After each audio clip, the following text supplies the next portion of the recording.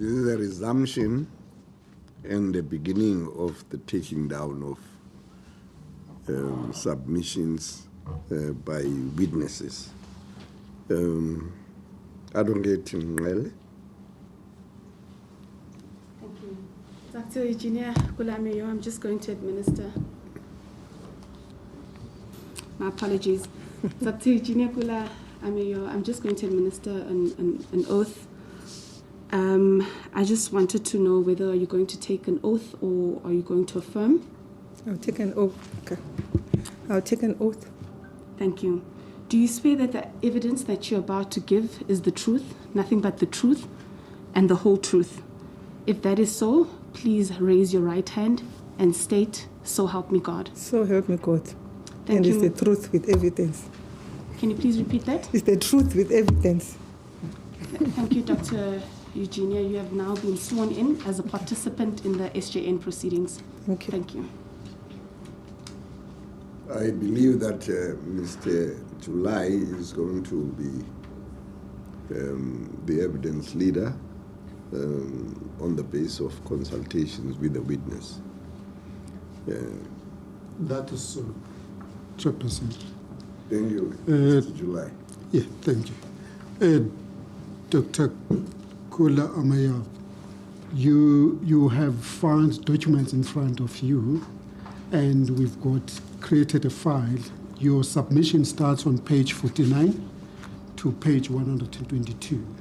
Okay. And if you have any extra documents that you need to refer to, you will forward to us. As I understand your evidence today, firstly, you are going to be telling this forum, the tribunal, about your experience. Okay. And in also your qualifications. You will also be telling us about your experience as a member of the previous board, and in particular as the champion of this social justice and nation-building project. Yes. You will also be talking to various issues that relate to discrimination. And you also indicated that you'll be talking to the role of SACA, and SACA being a trade union for the players. Is that so? I think it's all stakeholders in cricket, not only SACA. Okay. So that's how these submissions will be made. Thank you. If you could just speak louder, Doctor. Okay. Thank you very much. So my session starts. Yes. Okay. My name is Eugenia Kula-Ameyo. Cricket South Africa, they call me Dr. E. Got appointed to this board. I was interviewed in April, end of April, and got appointed in May. Maybe let me say, during the interview, I did say that my passion is transformation. And if they're not ready to transform, they should not appoint me. I even said, because I understand Africans, I'll transform, and you would say, oh, net PGN, when I'm driving transformation. Lo and behold, as God may have it, I got appointed. We were not inducted until a month later, and I insisted on that. Yes. So as a person that will touch on my qualification, I'll go to the top. I have an MBA in entrepreneurship and strategy from Oxford Brookes in England. Can I ask you to pace yourself, because some of us have to write what you are saying. Okay, yeah. Let me respect the elders. Yes. Okay. So to get to the guidance of the legal team, briefly my qualification, I have an MBA in entrepreneurship and strategy from Oxford Brookes in Oxford City, England. I have a PhD or doctorate in business leadership from UNISA, and my focus is corporate governance. The other issue relevant to here is a certificate in transformation and nation building. It's relevant to here. and the fact that there's a course I attended, it's called Systems, it's about systems, in the same College of Sustainable Development, Transformation and Sustainable Development. And in the MBA, I'll say that I think I'm good in organizational analysis, even everywhere I've served. So I think it's important here. And also, as a strategist, you analyze the organization, you come with strategies. So we were inducted. A month later, the same day, the president and the acting CEO, then President Chris Nenzani, and the acting CEO, Jacques Fall and Beresford went to Parliament. So maybe both I'll speak to that, how important it is, how it affects this. So we had an induction, which allowed us to ask stupid questions. Things were shared, you ask in transformation, you ask this. There are particular slides that stuck with me, I'll refer to when I talk about what I think, is partly discrimination, or maybe it's an unfair practice, because I got it from that induction. Then, coming to the board with June, in our first meeting, we had a first meeting, and in the meeting, one of the meetings, I think the evening one, it was an in-committee meeting for the board. And Mr. Jacques Fall came to share a presentation on T3, who was not supposed to. We were asked if he can come in for 5-10 minutes. We didn't have an issue with that. And then later, it was a 4-slide or 5-slide presentation. The following day or 2 days later, we were informed that we've approved that concept and it's going ahead. And in my mind, with experience in boards, everything must come through committees. So I saw the gap that I'm not sure how they do things here. And I penned something I call Governance Council. I can refer to it.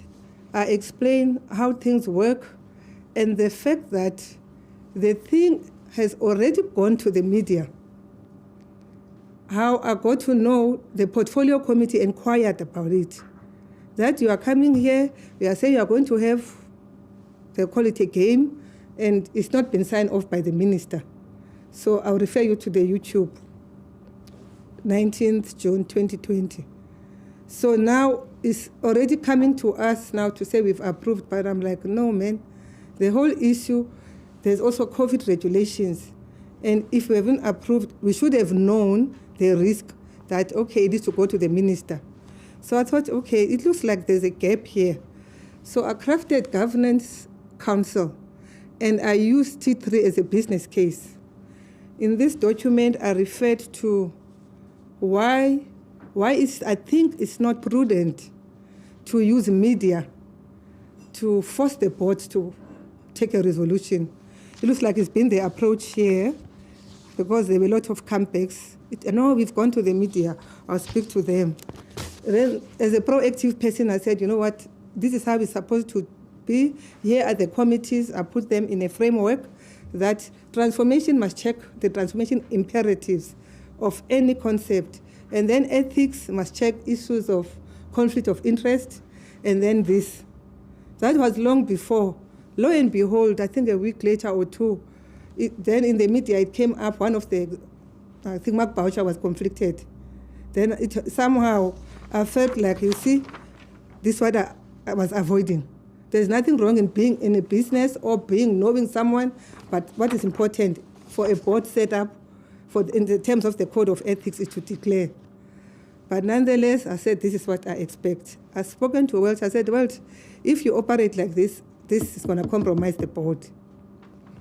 Similarly, the other approach I've noted that the chairperson, but Chris, when we discuss something, we won't round it and say resolution.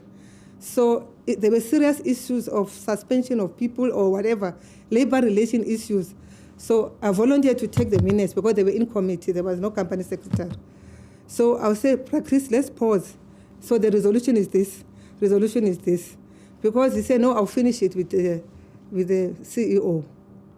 So then that's probably some framework I was bringing from my experience. I've served in boards for like 12 years now, from SOEs, private companies, regulators. So I've served in boards, so I know these things have a way of becoming complex if you don't follow processes. So I even said it's to protect every board, especially the chair. So it ticks. So I even had a table where I tick for all and what every committee looks for. So people said it was excellent, and then we moved forward. Then come July, that's what I kind of termed it. Whilst we were looking at that, in the induction, one thing I noted in slide 43 in the presentation of Mark Jordan, it was where it says in a game of 17 international games, I guess like now they're out of the country, the 17 games, coincidentally, Africans, coloreds, Indians, they all played 5 games. So then I asked, how does this impact how much they earn? So you should understand I'm a systems thinker, because if you don't look for the root cause here, so you can't cry foul later. They said it's exactly that. Certain things were said, I kind of thought, okay. It was more, what is it that as a committee we need to look for? Then I said, but who signs off the team when it goes? What kind of mandates are there? Some even board colleagues, they say sometimes we see it on TV when they are leaving. Then I said, then what's your role? Because if things don't work, there's no transformation, you would take the blame. So you can't say you are not consulted. Then I kind of thought certain things, as a new person, possibly also not a cricketer, I'm just asking transformation things and how it affects the whole system. July, there was an outbreak. Black Lives Matter, we were in the papers for wrong reasons. And I'll speak to these highlights. So by the grace of God, in 2 days, I developed, by the grace of God, I repeat it again. I know one journalist mocked me for mentioning God. I developed this concept, and it was presented, it was that weekend that Makhaya Ntini was trending. I think I worked on it on Saturday evening, Sunday, and then Monday we had a transformation meeting. In that transformation meeting, these media highlights, I'm not sure which camera I should, these media highlights were shared, which I have not known. They were presented by KG, who was the chief commercial officer, which will show how we are faring in the media, and with individual names. On top of it is Graham, Jacques, Mark Boucher, Chris, and who's the fourth one? So, can I ask? Yes. Who is KG? Oh, Pugandri is a chief commercial officer. KG, can you spell that for the record? It's Kugandre, I think Pugandri. Yes. Yes. And the G? Or KG? KG is part of, yeah. Okay. It's from Kugand. All right. Okay. Kugand. So, but I haven't seen this before. I was ready with a solution. I was like, you know what?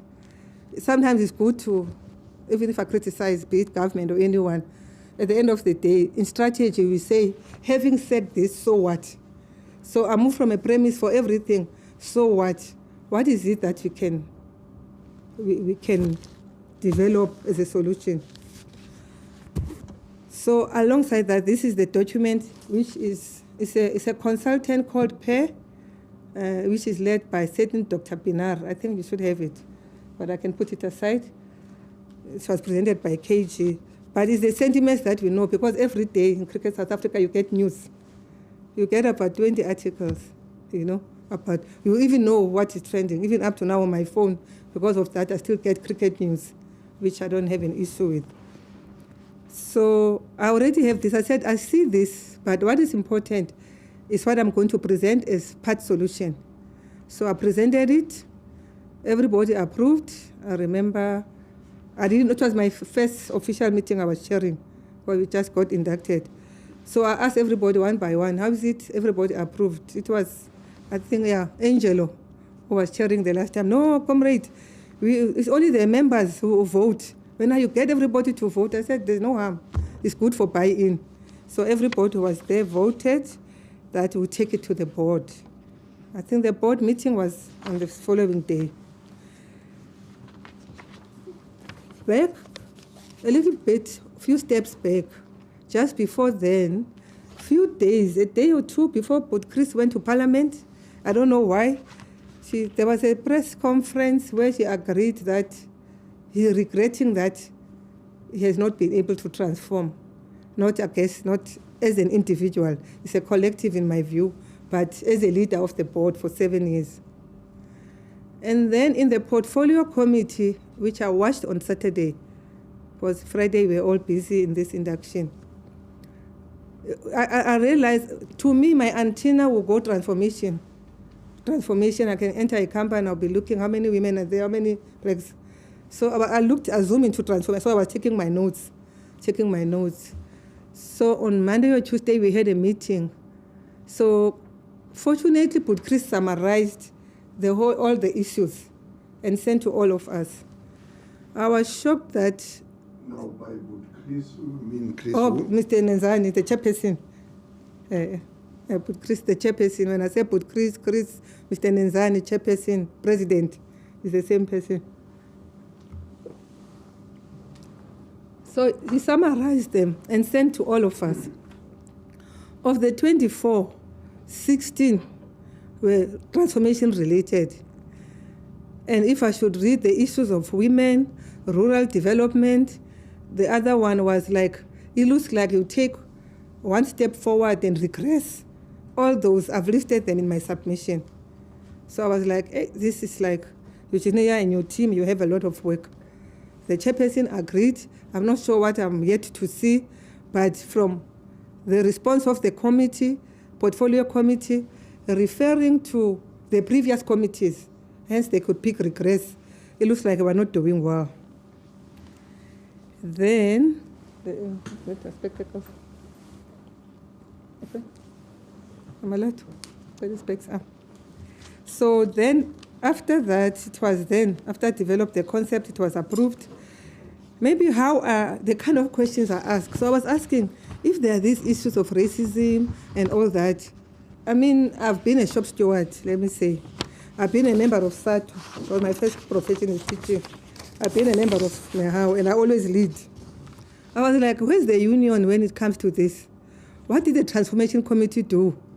I asked Max Jordan, what did you do? Hi, Doc, you explain something, So where are you asking this question? I asked them in board meetings. Board meeting, is that the meeting of the 17th of August? Oh, we also have a WhatsApp. Yeah, when there's things, I still have. When there's something, I said, but what's the role of this? There's also WhatsApp. But I asked the people who were here. But I asked Max Jordan, I asked this. So, and the other important thing here that will go to the development, it was, I called it drawing from different experiences. So I funneled it to ask these questions. So they were helping me to develop the concept. So I funneled this to ask questions, but what is SACA? They say it's a union. Jacques gave me the number for Ompile. I even sent it as Opile then. So I funneled all this. So what is the committee doing? What are the executive? What are the policies saying? So I got to ask those questions. Then I ended up developing. I used it. I was told that there's a DIPS that is there to train on diversity, inclusion, and belonging. So after the board, before the board approval, it was 2 days. So I'll probably show it as a house. I developed this house, which I'll speak to. This is the house. I hope that's the camera. So I developed this house. I look at that there should be a platform where someone like Makaya doesn't have to wait for 10 years to complain, Why is that not there? Maybe, and if I worked in HR too, I was like, because in any company there will be a toll-free number that you can call for certain complaints, even when you buy. So we had an idea of ombuds, which we've researched globally. It appears that there was none except for certain related things in England for soccer. The other one, it was more that we need to engage. There was so much anger. Something I was getting on the WhatsApp, when you get appointed in the board, people would know. Those who know me, some clips, even if I'm somewhere in church, I'll be getting clips, look at this, look at this. So people were angry, you all know.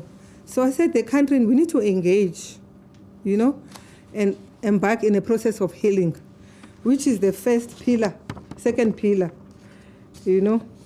engage, heal, and restore.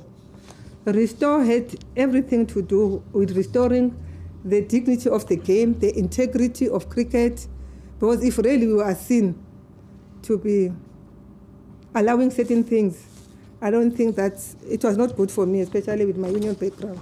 I'm an activist in my own life. I was like, And when Makayantini's thing came up, I remember John Okhodi, a board member, sent me a WhatsApp with a photo of the people. He says, you see, it's your 4 of the board members are your fellow Xhosas who did this to another Xhosa. In my mind, I was like, at the end of the day, once you are gone, it will be us again to say we were there, what did we do?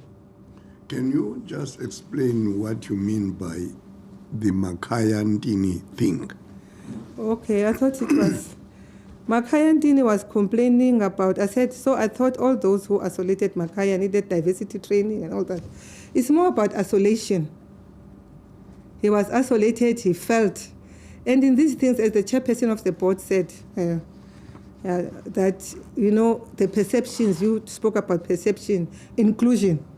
So I was like, when I was in 1998, post-94, I attended a diversity course in UPE. I was in Bishop then. There are certain things, stereotypes that, I would say biases. And one of the players agreed to that if anything, I think Zulu and somebody else, Gary Kirchner. I said, I attended that. We learned that people have said either they think blacks are lazy. So certain perceptions is either we like sitting close to each other, the whites prefer a different thing. So we decoded diversity. That was post-94. So I kind of thought, instead of focusing on any individual, people don't know any better in most cases. Let's come with a solution. Because the strategy, they said, okay, there's this hula baloo, there's this. So my thinking would say, systems thinking and strategy, so what is the solution? Are you going to blame Sandile, blame Prati? So I'm always solution-orientated. I kind of thought, okay, that would be... Then Max told me, no, there's a deep course doc that we've rolled out, but issues of funding, that paralysis mode. I said, oh, wow. Then we'll continue with that. Because I think of diversity courses. I said, so that's excellent. So they did it once and then they put things on hold.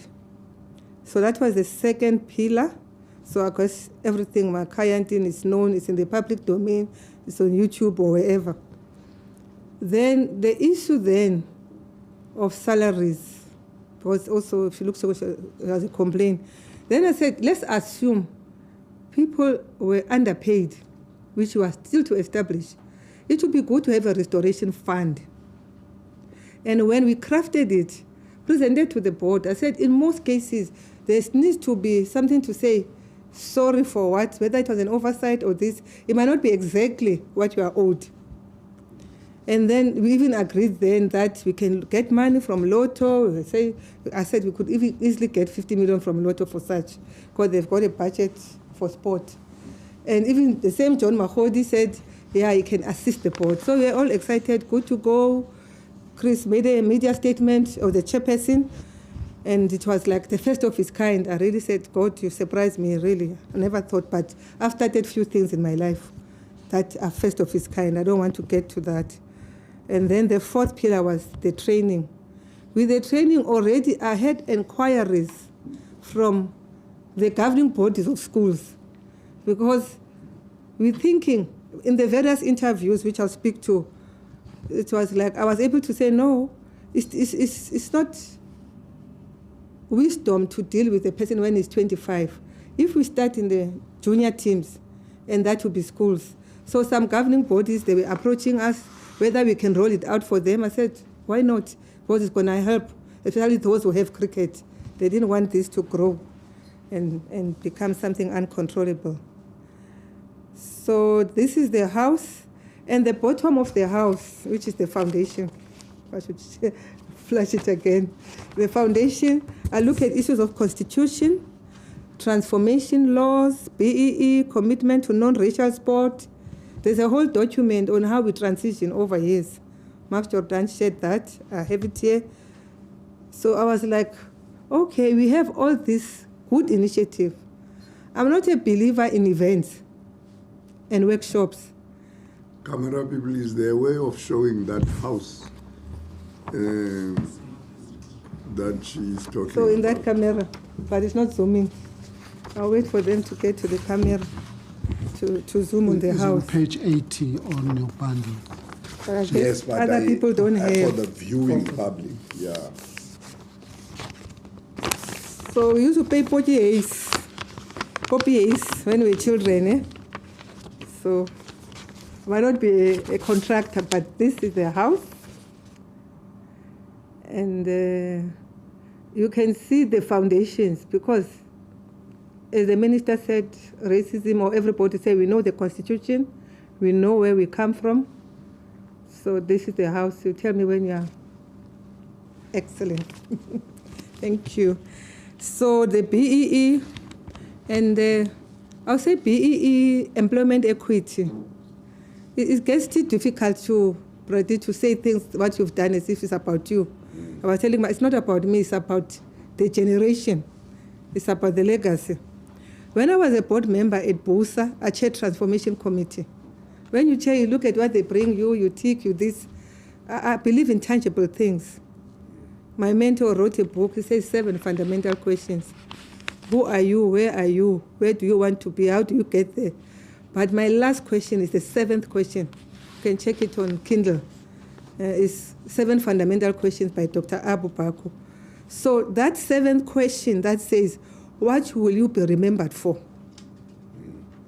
So if someone says, no, you're not a cricketer, I don't want to be. But legacy is very important. And by the grace of God, I've done few things in my life. In Ginsberg, that township of Biko, I've sent 3 young people to America to study film production. Those are the few things. I've started a PhD association, the first of its kind. So it's a gift, things come naturally. I think outside the box. So I was like, okay, this is non-racial sport, leadership will. I was asking in the funneling, where was the board? Where were the executives? You know? So CSA board and executive accountability, which Chairperson Losinaidu spoke to, portfolio committee, ministry, sponsors, players, and all accountable to public at large. Oh, that's for the love of the game. So the board approved it, and then we had a project plan to roll it out. But I spent a week after that.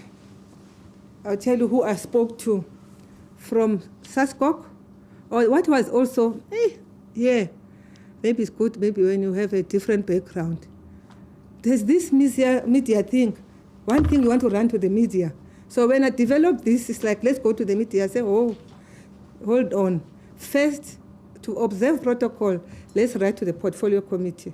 I've served in state entities. I was a government official myself.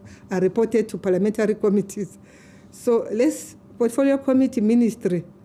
So it was the second day when they acknowledged receipt. They said, at least they know how to, to follow protocol.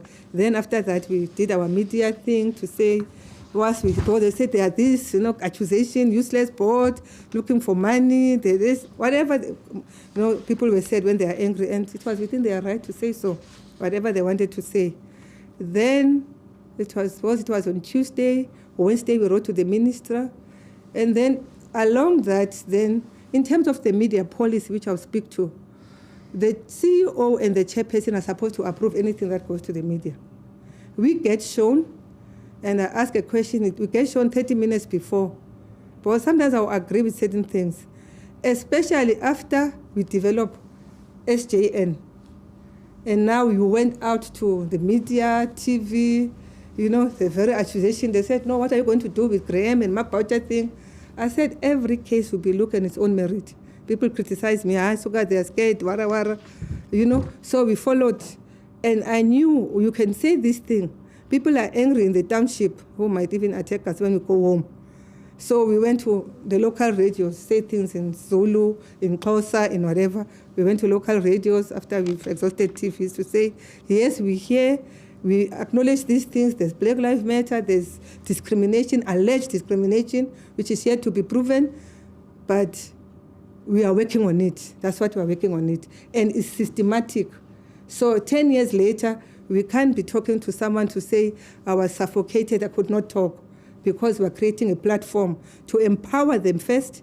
Those who don't understand diversity, they would know diversity, that I should treat people with respect, irrespective. So there was a systematic approach. So, okay, we'll see. I know the catch was on that we'll launch, appoint the ombudsman by the 28th of August. We had 35 days to do that. I'm sure some people, they were praying to and they are God. So we'll see. We didn't sleep. Luckily, we had a dynamic team, or Tami or Musa. There was a team that was helping. So whilst I'm doing this engagement with SASCOC, I kind of believe in protocol. I don't want to be slapped and clapped unnecessarily. Or you getting to the minister, he already has an attitude. So we went to SASCOC. The same day we went to SACA. And with everybody are engaged. Luckily, the benefit of being new. I asked, it looks like these things are not starting. But what did you do, Ninake? I asked that. So even the same SACA, that SACA was looking at the legalities. I said, even universities, they have ombudsman. It shows that we want to hold ourselves accountable, getting to the root of everything. So we went to the sponsors later, I think, everybody. I asked a question, the sponsors, I said, sometimes, because I've been reading that the sponsor would leave with this, I was like, when there's forensic audit or alleged corruption or maladministration, the fear is the sponsors. I was like, what kind of sponsors are these that are not concerned about allegations of racism?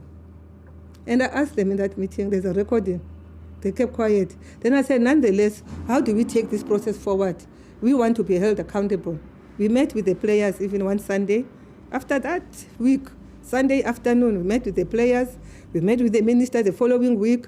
So they agreed that we meet twice a year to kind of monitor this, to report to them. I said, yeah, that's good.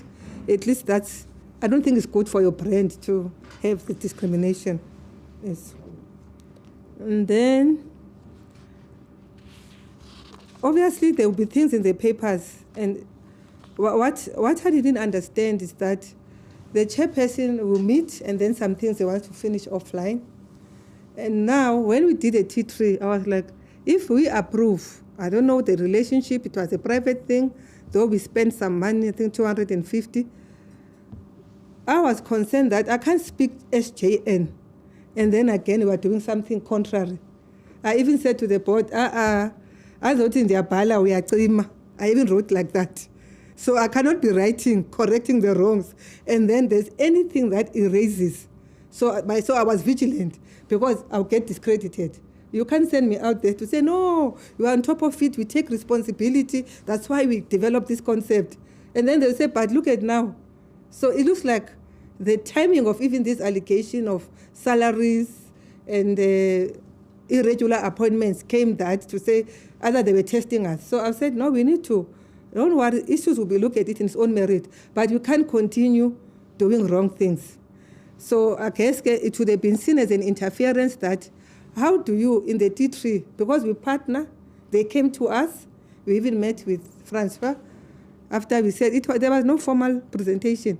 Let it come, and then we can ask the relevant question. It really came, asked relevant question, and is my captain so mature? And then fine, it was approved. So now later money, I said, but there was no financial implication. No, the staff they will use, they will keep it. Okay, fine, can live with that. But now, when the team was all white, I kind of thought, no, the people are shooting me on the foot. I'm not gonna. I said, guys, you cannot talk transformation now. We managing things, and then we partnering with a concept, T3, which is dynamic, and then we allow them to use our players, but it won't be representative. And let me even give credit now to, once I was raising that, even Ompile raised it. Oh, Dr. Eugenia, look at you. You are saying transformation. Look at your team. I said, okay, we have a WhatsApp. I shared with the WhatsApp. I said exactly what I raised, that we can't. So at least they were mature enough to change. They have one black person to captain. It was a 3 teams because it's called T3. So it was more that you had to be vigilant. And then now you talk this, they will ask about specific things. I don't know how many times I was asked about grants contract, Mark Boucher, and this. And if you go to Robert Marawa, you know those things. But if we are new, you are in the board, there's something called policies. Yeah, these are policies. In page 76 of the policies of this institution, there are remuneration policies, you see. And I served in almost all committees except for audit, for strategic reasons. If you had to transform, you must transform how employees are treated, how are they paid. So I served in HR, I served in finance, I served in cricket.com. You should ask them, I really ask stupid questions. And alongside that, Minister was on our case. And I'll repeat it again, I served in 6 state entities. I served with 6 ministers. You don't meet a minister twice in a year. In this board, I met the minister 3 times in less than a month. I was like, oh my God. And he was resolute transformation. We don't have lifetime to transform. He's concerned about the top leadership, that is all white males, and the issue of forensic, he raised it, and all that, and the board's inability to self-correct. That self-correct, that's what even led us to end up going in October. So some of the 3 of us who were new, we were answering for the sins of others. So obviously I'll come back and say, in my function, how do we self-correct? I said, but Minister, at least we tried this. He said, yes, it's good, we see, but this, you know, we self-correct. I was like, okay. And then these threads that would take the colors, there were 4 things. I have that document here. In my pack is there, summary of what minister, I haven't shared with the board. Well, I like taking notes. Because we go to a meeting, Jesus, and then people will talk about something else. I said, no, you must answer the script. I can't go back to the portfolio committee. They ask us these questions, 24. Then I want to answer 8 and leave the other. And talk about, maybe this Mhlongo or this person. I said, no, here's the script. You need a column and say this is what was asked. If you can't answer, say, not now. So I kind of had to guide the board to be answering directly. Because also, anytime we go to the minister, they would ask me to present. So we'll meet like 10 to 12. We're meeting the minister at 2. Eugenia, between 12 and 1:30, is still preparing this presentation for the minister. And I'll speak to it, you know, and hence I had to understand everything. So the issue of cricket, because minister has met with players, they raise issues of salaries, they raise issues of selection, they raise issues of discrimination. So everything that he has, be it players, former players, be it legend, he was bringing back to us. To say this happened under your watch, it's like we are not leading. I was like, what did I get myself into? But nonetheless, when you're a big girl, you had to come with solutions. So we say, Minister, yes, it says this is where we are trying to do this. So finally, we developed this, which we agreed. Come 28th of August, the minister launched the concept. He launched SJN, saying that, citing the Constitution, that is the right transformation must happen, and even thanked me for spearheading this or developing the concept, and then said, but, you know, when you fail an exam, you fail there's another course, your parents say, but you've got 80 years, 70 years, but this maths. So I was like, so bad, which to me is fair. We needed to deal with this. even with the forensic, I'll speak to certain other things that might be perceived as discriminatory. So the minister launched it. So now we already appointed, I think a week before, a Saturday, already had interviews. In that 35 days, we engaged all the stakeholders in cricket. All. We did not sleep. And then on a Saturday, we were here 9 hours. We interviewed 4 people for the position of the ombuds, and the placement for the job got it, but they were excellent candidates. So, Radike, I guess, with your experience in the TRC and other places. So, after we launched, it was now, when do we roll out the ease of budget? We went to finance. The budget was costed by Musa. They had a team. They said, okay, if we get a building, we didn't want to have a building here because we wanted the independence. We thought if people come, we don't want to say, hey, to see the face, I don't want to see, or this. So already got a space in Saskok for free or some stipend. But I argued that you're our mother body, so you can give us the space.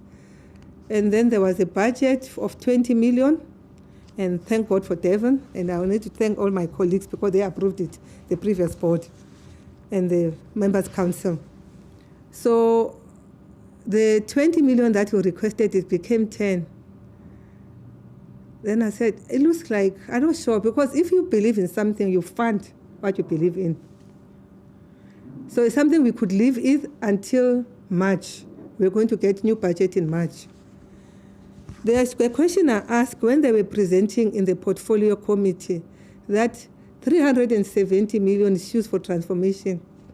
I said, no, it cannot be, unless you throw it somewhere, people don't transform. So when we got back to say, CFO, please tell us this. They said, Dr. E is right. It cannot be. So unfortunately, if you are not able to ask the right questions, a wool can be pulled over you. I was like, and I'm very careful when I say things to the portfolio committee, because those things are on record, and you might be misrepresenting facts. So I also refer to something about the forensic audits that was reported there, or issues that I feel that other blacks were targeted. So then, if Minister said the former players are saying they were cheated, they were paid less than their counterparts, played in the same team. So he said, okay, let's get to see this. So it will go to transformation, it will go to HR, and then if there's anything to be done, finance must look into that. I want to also, maybe dispel a narrative. There's this, the sponsors. We love them. We want them to sponsor. But the business model of this sporting federation, 90% of the almost $1 billion, well, that's why everybody wants to be here, 90% comes from playing international games and having those commercial contracts for media. So the sponsors would sponsor probably 10%. Whether it's a 20 million or it's a 5 million, all together. So, and besides, I'm a belief that I serve in other boards. I'm a client in many of these companies. Those companies have unions. There's no way you can invest and then let your sponsor, be used to promote racism. There's no company in this country. You can ask clicks. So those things are not acceptable. I guess we sometimes go back to these things. And my belief is that if you're looking at some of us our age, we've suffered in our various small towns and in schools and universities. And by the way, hence maybe I get some bit of boldness. If as a teenager you've seen prison, what else are you scared of now? We've suffered. So you ask a question, did we really go to prison for this? Did we enjoy tear gas like this? Did we miss class because you cannot write for this? So we hold each other accountable. And I'm on record to have said that the public must hold us accountable.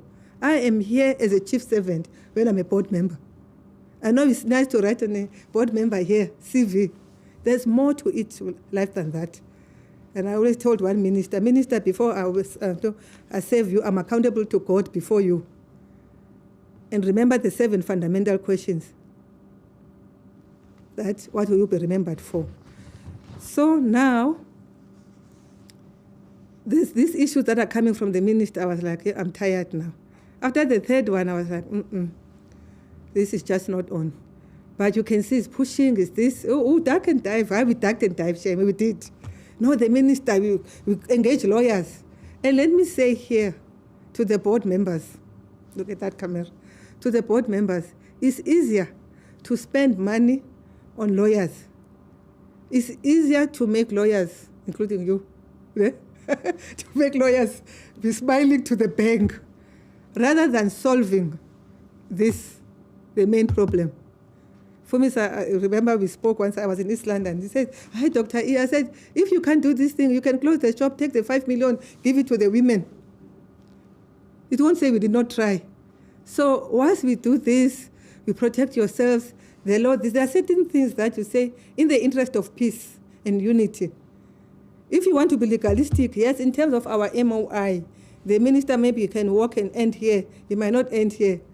And there's a senior counsel in it. What's that company we used of lawyers? When I raised that, he agreed with me. One Saturday, we spent weekends. I know. Weekends, 2 days. So I said, guys, I hear the legalities. But politically, you need the minister.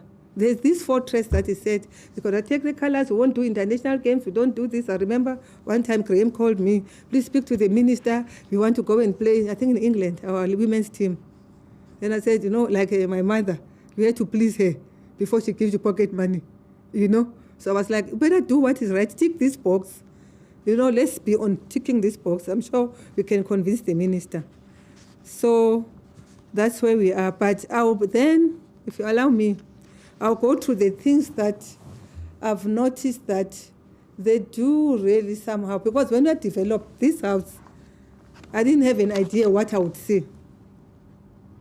So now, with everything that is here, somehow I was able to connect the dots.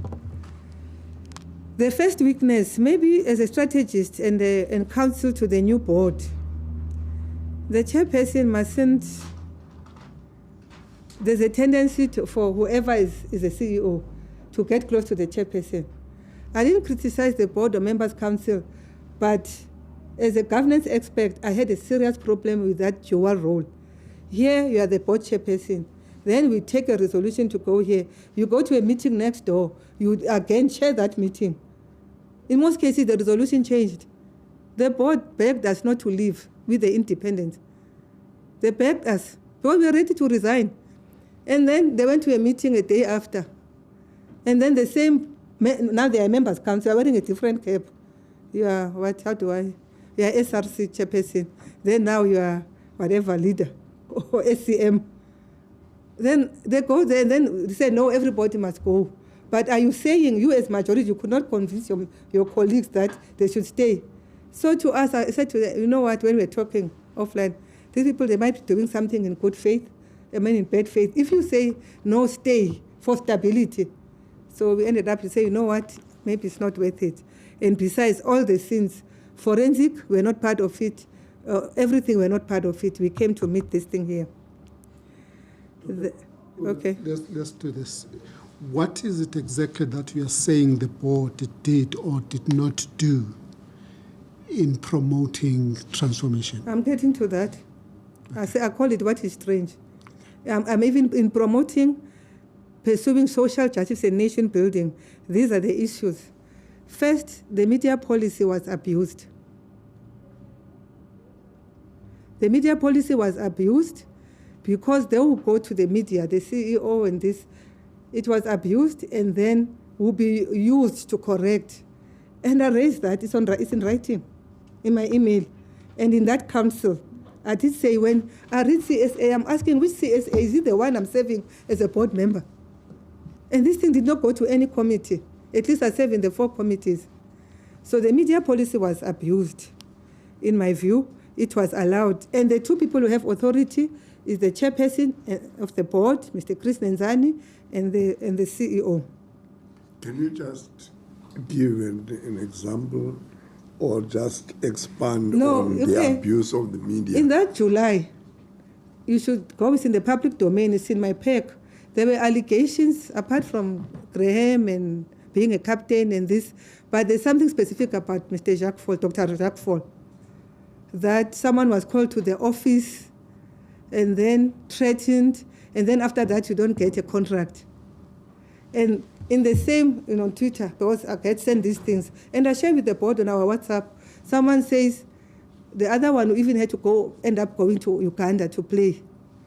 So I don't know, they end up sharing a salary. Once he was either getting 3,000, someone was getting 40,000. So there was so much disparity. I said, how did this happen? How is it feasible? Playing in the same team. So there were those. So I'll be asking my colleagues, I'll be asking HR, is this only then? I said, no, it's paid by SACA. I'll go to the SACA thing. So then I said, there's more root cause analysis that is needed. So there were complaints from the minister, from the legends, from everybody. People didn't complain, it's only sponsors, which is very strange. And then... But I need to understand, when you say the media was abused, what was said? The policy. The other abuse is that there was when there was this Mark Boucher thing, there's an issue with the Graham's contract. There's an issue with appointment of Mark Boucher. There's certain people that were overlooked. I think Nokwe or this. Yeah, I have the details. So now when there's that from the media, we somehow would have a critical element to say, so you appointed your friend. Then Graham did a press conference using South Africa resources, using CSA resources. Hence, I did not understand when I tweeted momentum, even the chairperson of the board, which was now Beresford and Kugandri, they say, no, we distance ourselves. Yes, they distance. I wrote to say maybe I should have written a different platform. I use my own tweet, not CSA resources. I come and see how I was crucified. I cannot thought at the right time I would say. I want to say it slowly. I hope you are listening. Don't sleep, Rote. I hope you are listening. I want to say it on record here that momentum did not pay for the women's team. I want to repeat it again. Momentum did not pay for the women's team. It was reported in the board meeting. Obviously, I'm looking at salaries. Then I said, why are women earning this? They said they don't have a sponsor. I said, but momentum. And besides, because women came late to the sport. So we should subsidize. No. KG said so, and even Sisola Mate confirmed that. So when the minister was on our case, because I like moving from facts, this is what I did, if you care to zoom. Maybe you should even be going to the camera. I did these salary differentials. I can tell you a date that we shared them with the minister. Because people can talk. I believe in facts. I did this. Is that part of your submissions? Yes, it's part of the submission. What page would it be? I don't know. It looks like it not be. I saw it in black and white. It's something like this. It's this one, but it's in black and white in your part. If not, I can leave you. What I realized for me is that when I engaged with the lawyers, it looks like the second some documents we did not give them. But I sent it to them the day we met. This is the salary differentials. I didn't even use the logo. What is it headed? What is the title? Salary differentials presentation. What page? 116.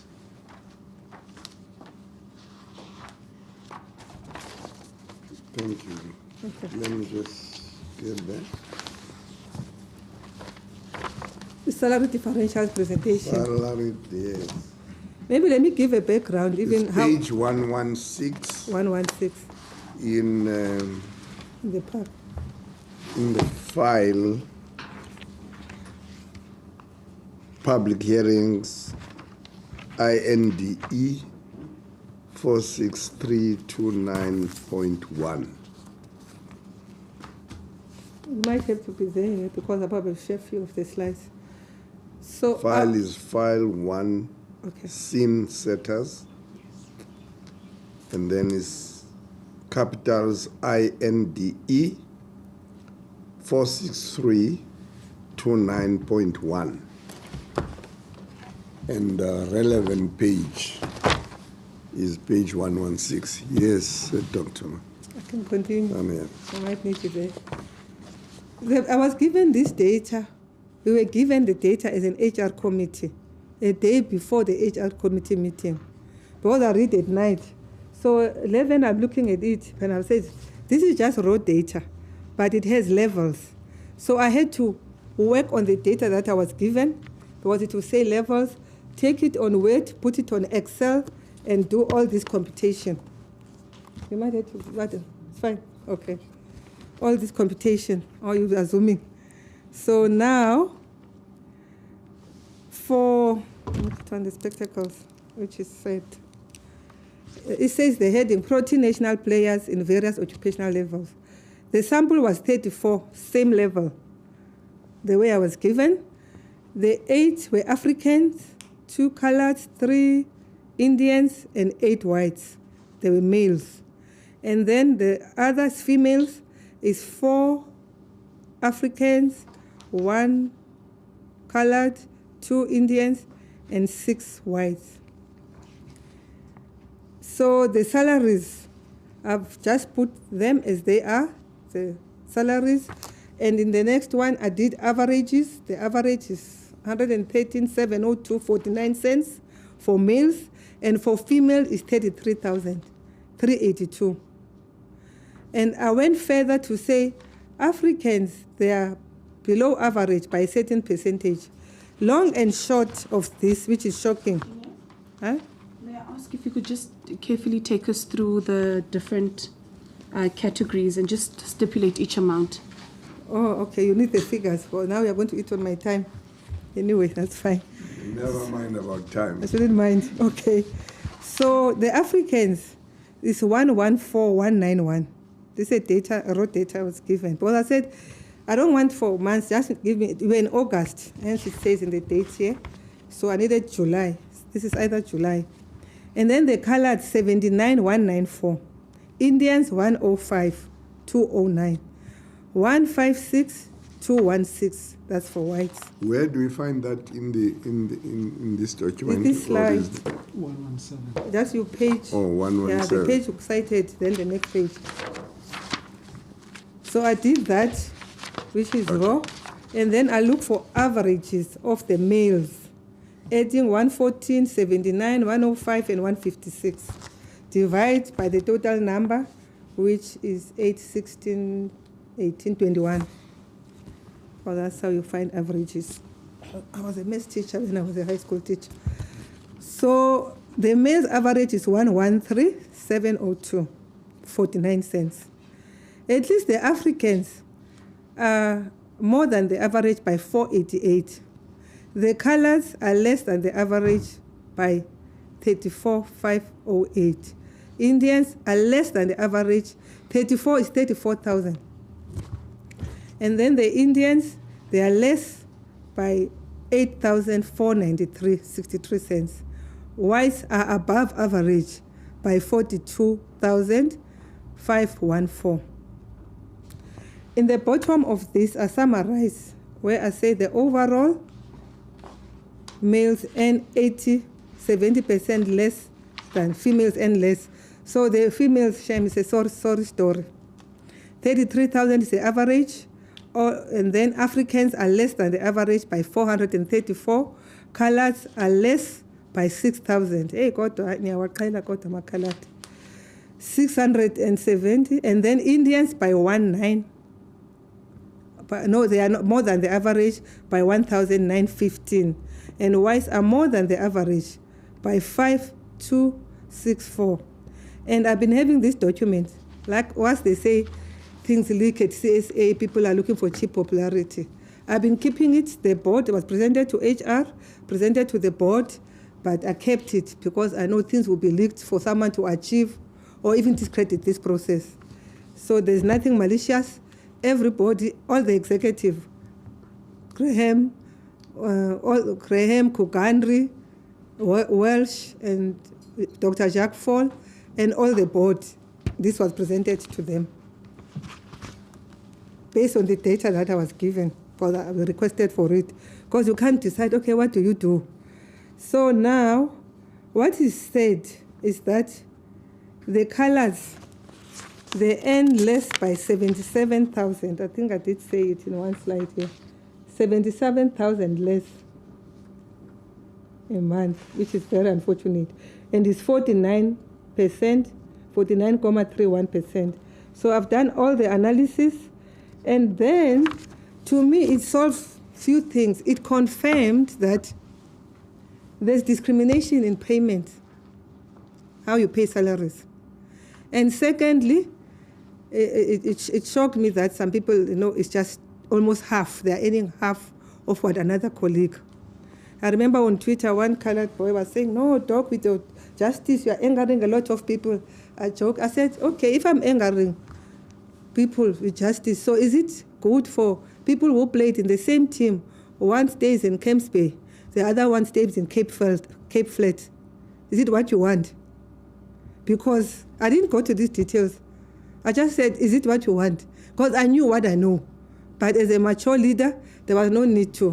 There are a few things I would deal with people on Twitter. I did that. But I knew this, you need to be discreet with certain things. When they even attack me, I said, you are attacking me for claiming that I spent 500 and whatever in an advert. I don't approve media thing. Chris approved it. We didn't even know, Chris and myself, to be fair to him, we didn't know the amount. And in any board, there is no board member who has authority to press a computer and pay. So this shows the maturity of the media. That's why I say I don't know which journalistic school they went to, because you need to hear the other side. You need to research. If you know governance, no board member has. And when, in most cases, when I question things, people would lie and go to the media, So now, what is here, because in this clip from the pair, Dr. Pinar, the actual issues and the headlines of these articles, they are here, about salaries, about this. So you needed to verify, are people saying because they are malicious? Or they are just, crying because they didn't get opportunities? So I kind of thought, okay, I see this. I see everything that is here, all the sentiments and all the articles, but I needed something concrete, substantial, as a scholar and a strategist too. So some of this now, this verified that. So they were not just crying. And on the 20th, if I should go back, when we were saying, I asked Jacques, Graham was in the same meeting. I said, no, Graham, I said, it might be, I'm not a cricketer, a captain, but if Graham is here and Mark Bacha is here, why is Makaya not employed at CSA? Jacques said, yeah, there's no reason why Makaya cannot be employed. Because it's more those things, you play in the same team.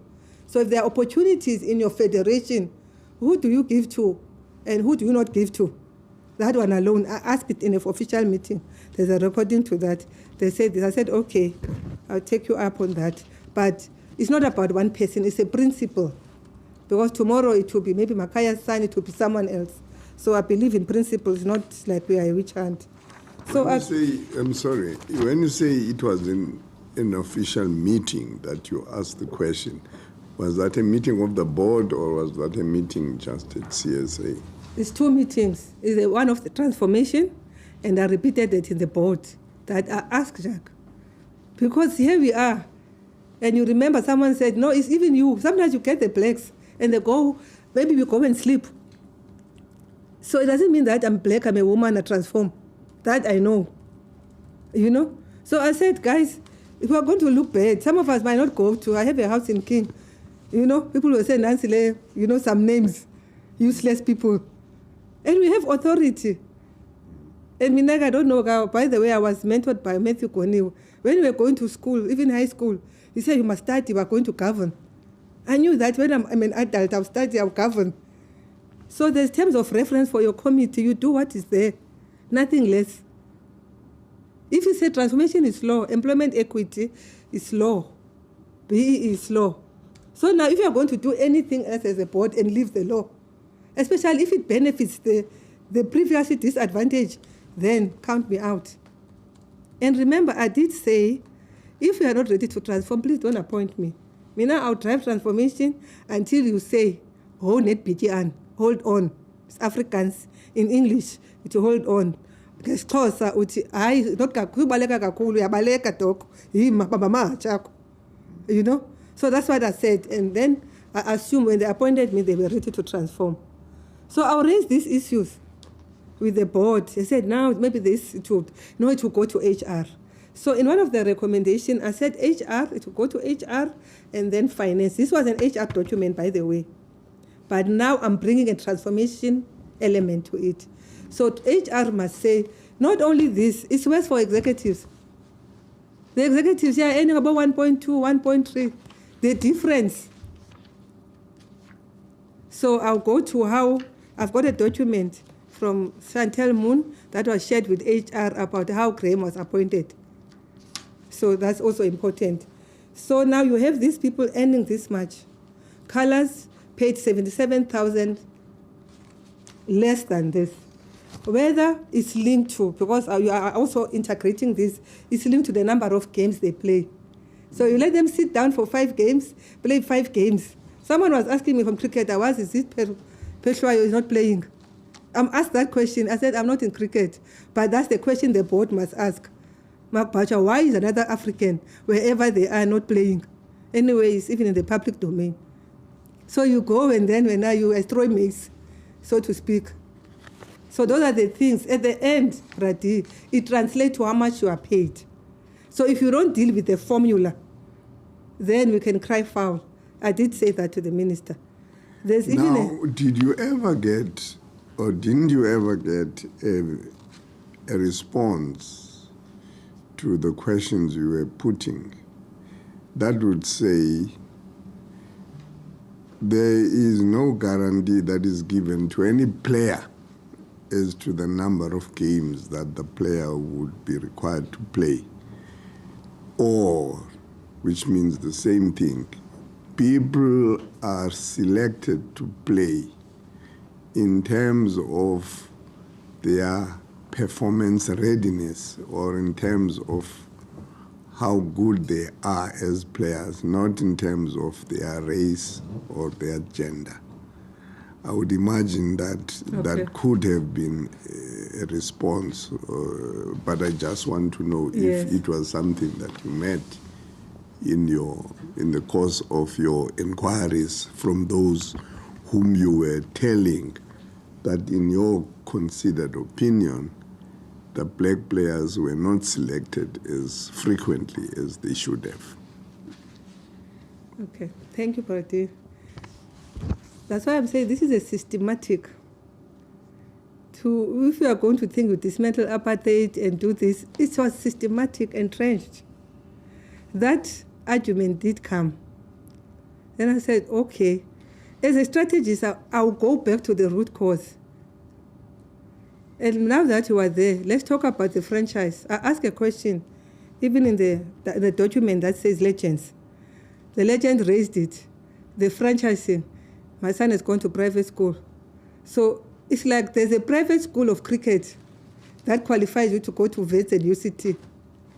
If you go to Kamkanduli, you would go to Forte or Unitra. There's that which you need to look at. So this franchise thing and that, so it has an element of coming with an output that is predetermined. But we never took a step as the board or executive to pronounce on that formula because there's an input. So when the output comes in, you cannot come later and say the output is this. There are two things. There's an actual formula. And it's nice to when a black person argues. You get Edukose, I say Kotse, is it Kotse? I say Kotse because speaks Afrikaans like Edukose. This one guy who said this cause. He will argue that is this, you can't get for the high performance. So the things where you need to look is the pipeline. The money that say is spent, that 372 spent, they say for rural, for this, those responses they give to the portfolio committee, I can tell you without fear of contradiction, it's just, they know how these politicians, they won't ask next time. So you say there, I come and ask you. Then I say, where is it here? The facilities in the rural communities, they're not there, you know? And funding, how do you fund? I developed a policy, I developed 4 acts in this country. Yeah, I'll share that. I even wrote a chapter on transformation in Act 22 of 2019. When we were doing the FET Act, we had redress funding. You can't fund a club that is probably in an elite place that can attract funding because of proximity to Gauteng, let's say, the same way you find border. Who is there in Eastern Cape to fund? Transkei? It's West now, their scope. I was like, so this goes up to Transkei. And I served Transkei as an education specialist. So we did redress funding. Ngqongqoshe will give them more funding to come to a level because they might not get exactly to the East London College. So all these formulas. For the transcribers, Ngqongqoshe is spelled NGQUNGQUSHE.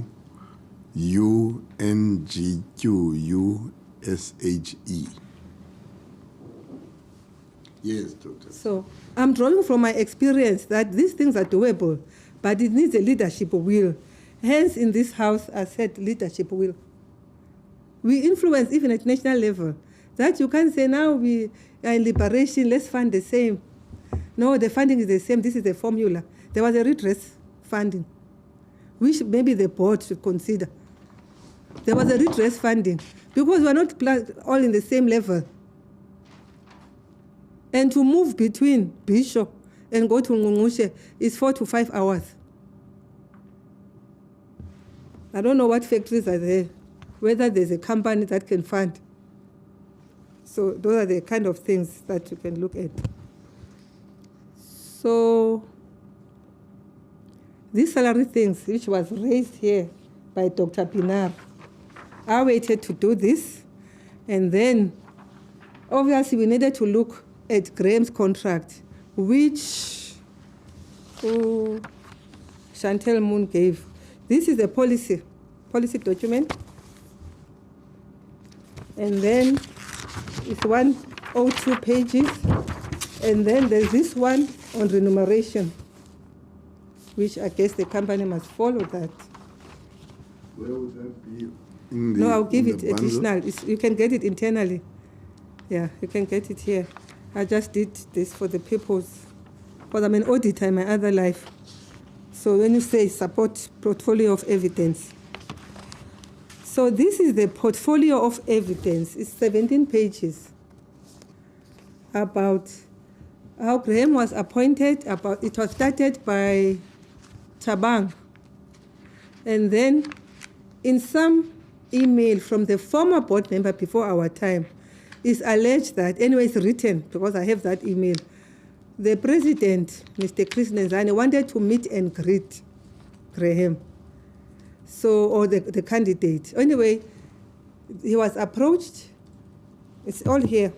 And then after the interview, when you interview at that level, you come with presentation. Even the format, it didn't come with presentation, that's one. If there was a proper union, they will say, no, that's you are treating someone different. If all 4 of you come with presentation, everybody must come with presentation. All the details are here. In short, the process was not followed well. And secondly, the appointment of Mark Boucher, it says here, and probably whatever potential conflict you can say, we play together or this. So according to this document, and the one, when this article came about appointing Mark Boucher, I'll talk to it, what Graham wrote to the board. She says, in my contract, it says I can hire and fire, so I appointed according to my contract. Then I responded. I was the only one who responded. I said, I don't understand this. So if your contract says you must fire, does it say don't follow processes? So in this document, in the same contract, there's a clause that says, in line with the policies. I can't get to the exact thing.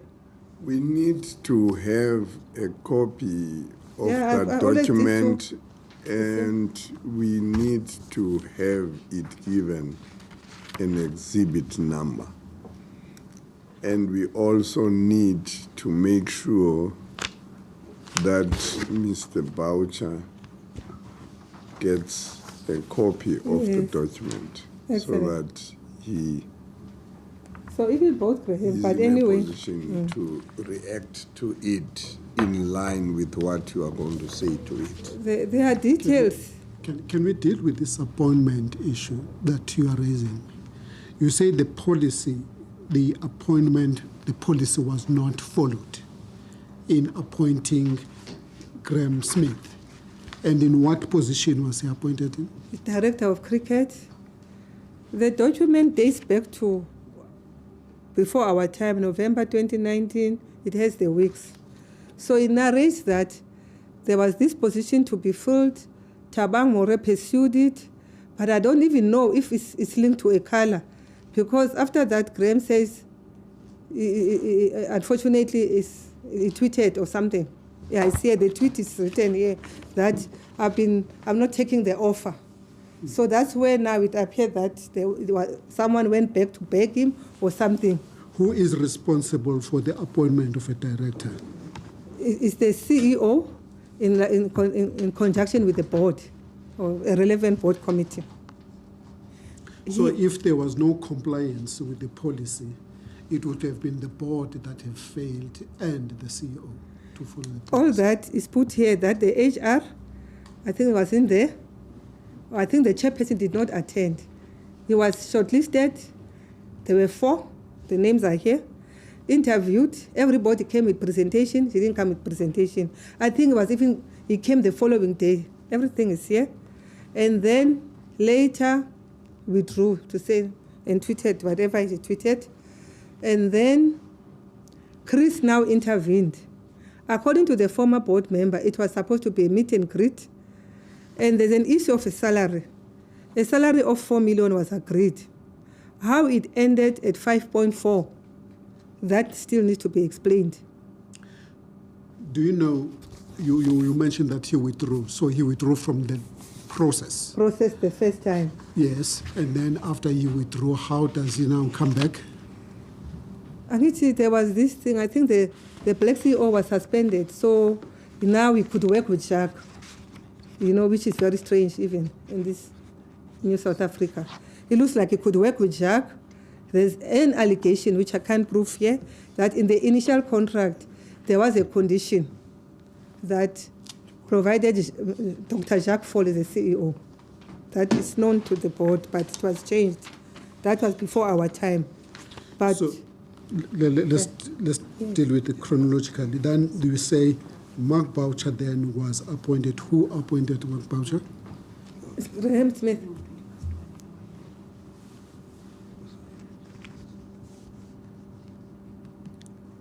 Were the processes followed in the appointment of Mark Boucher? They were not, and he was using a clause that says he can choose his team.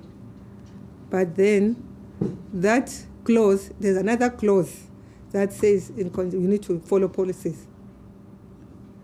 And what is also strange, when the contracts are drafted by a legal advisor, a certain, I think Ms. Naidu, there's a legal advisor here, a certain contract, when they are drafted, he looks at them. But in cases of their contracts, they were done by David Becker. So the lady, this HR executive or consultant, queried that contracts are done now. There was a legal advisor here who looks at contract.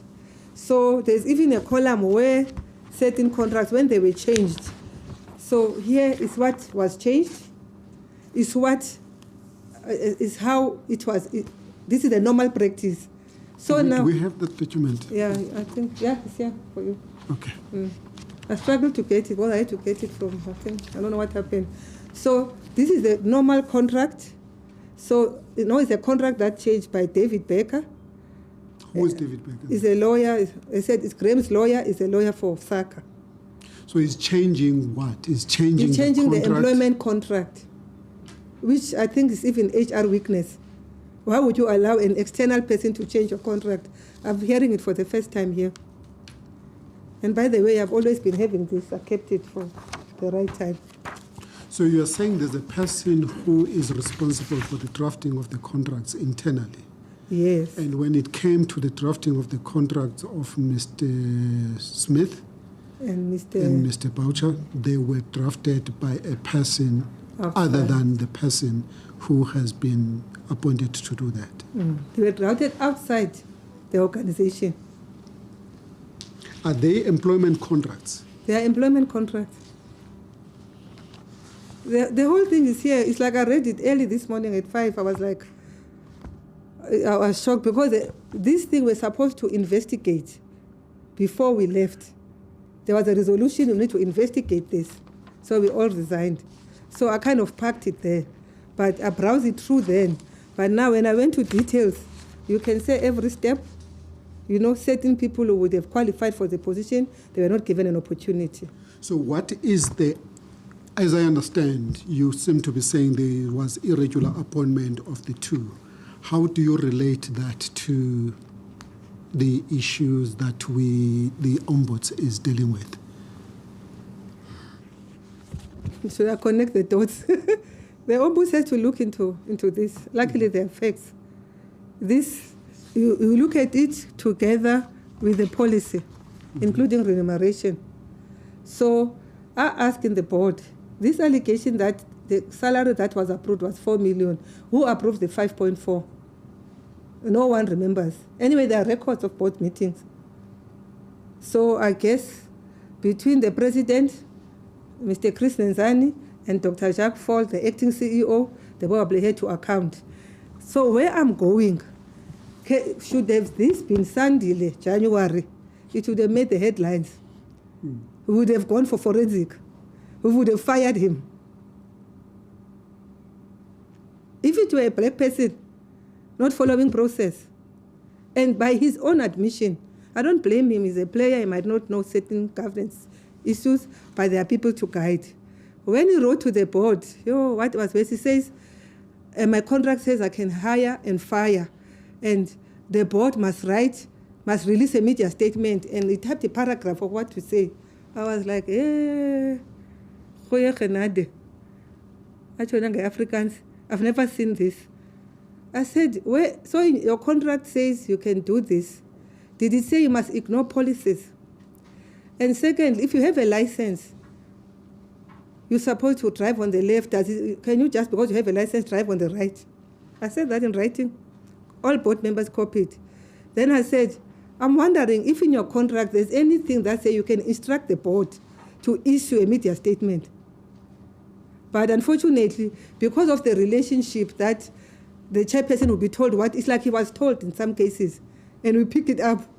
When it hits no to the board, no, the president approved. I was like, I even said to people, Chris, you are not a board to yourself, for your own protection, and also to protect us. Because if there's a comeback, it's going to affect us. It didn't go to committees. So in terms of media, there was that. He approached media, anything media, together with the CEO. So there was that. If something would go, Chris would either decide. But there's no resolution about the 5.4. And this one says it explicitly, in detail. And there are other appointments, how things are done. Really, I don't know what's the role of this. If you read this, then CSA can throw this into the bin. So when you say as the board you were supposed to deal with this issue of this appointment, where was it raised? It was raised in a meeting. The irregular appointment. And it was referred to HR to investigate. So the HR chair made 2 recommendations before he left. We are going to look at this contract issues or any other, because we're not specific to a person. Because it could be January appointing Fumisa. We needed to look at those. And then also the one was to recruit a CEO. Hence, Kokari had to act. So that's it. So that's about it. This, yeah. And then I was going to propose, Mr. July, that we take a 10-minute break now and get copies of those documents so that we, with Dr. Amiao, as she's testifying me with references, to these documents that she has indicated. Now we are at 10 to 2, and if we took a 10-minute break, we should be back at 2, and she will testify and try and complete by 14:30. Excellent, that's fine. Which is when we will get Professor Andre Wanda. So if we could adjourn now until 2 o'clock, and we are adjourned. Thank you.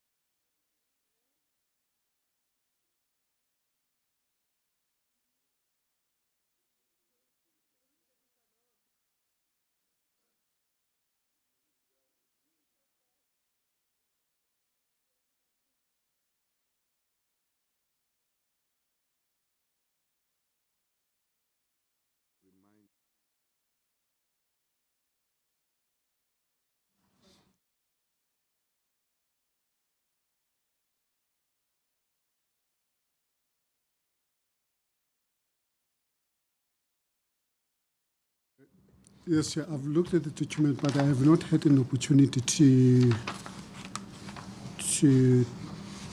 read them. Of course, what we may have to do is to,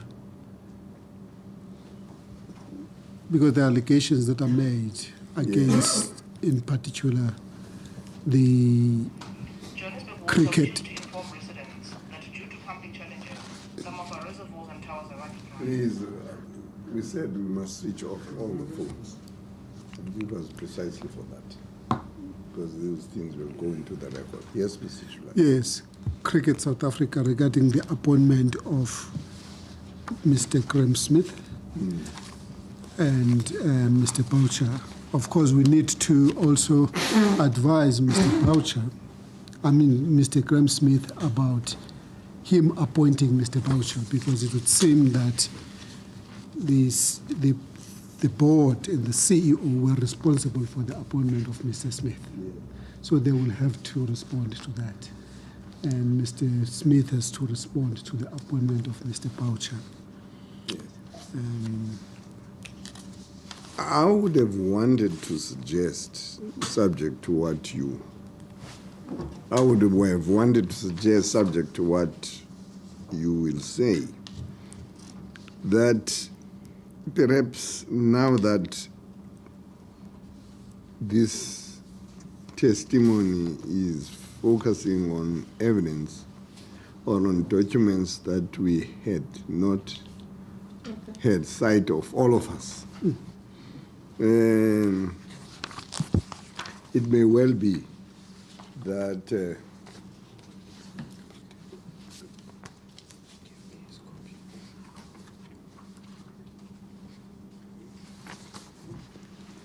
Dr. Eugene must probably testify on the remainder of what she had intended to do, and if needs be, then she could be recalled to deal with this aspect of her testimony. Yes.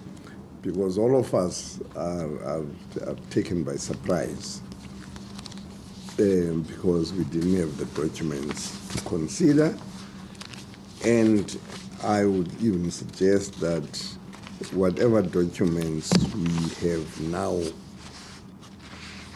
been given copies of, and to the extent that these documents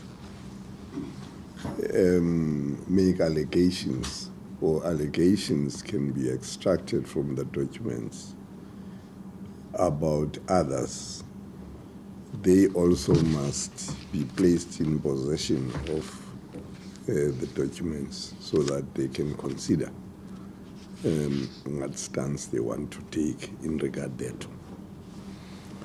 So, Dr. Amiao, I suggest that you do not deal to the extent that you would have had to do with this aspect of your testimony until we have done the processes which I have suggested to the evidence leader should precede any hearing of the further evidence which you were giving, which relies on the document that has just been submitted. And I suggest that the documents be given exhibit numbers.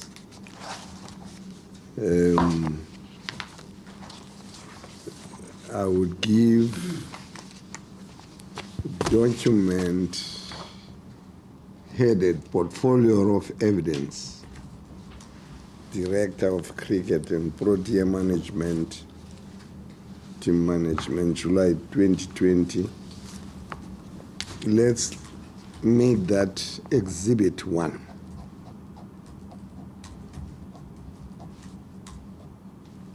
or Exhibit A. Let's say Exhibit A. Yes.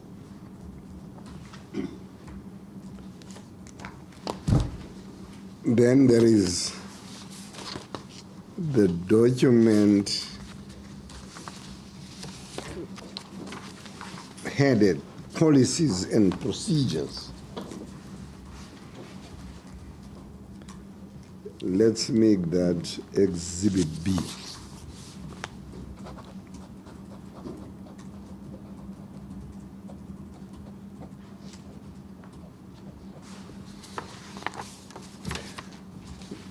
And there is one headed Governance Council to CSA Board, the T3 Solidarity Game Case.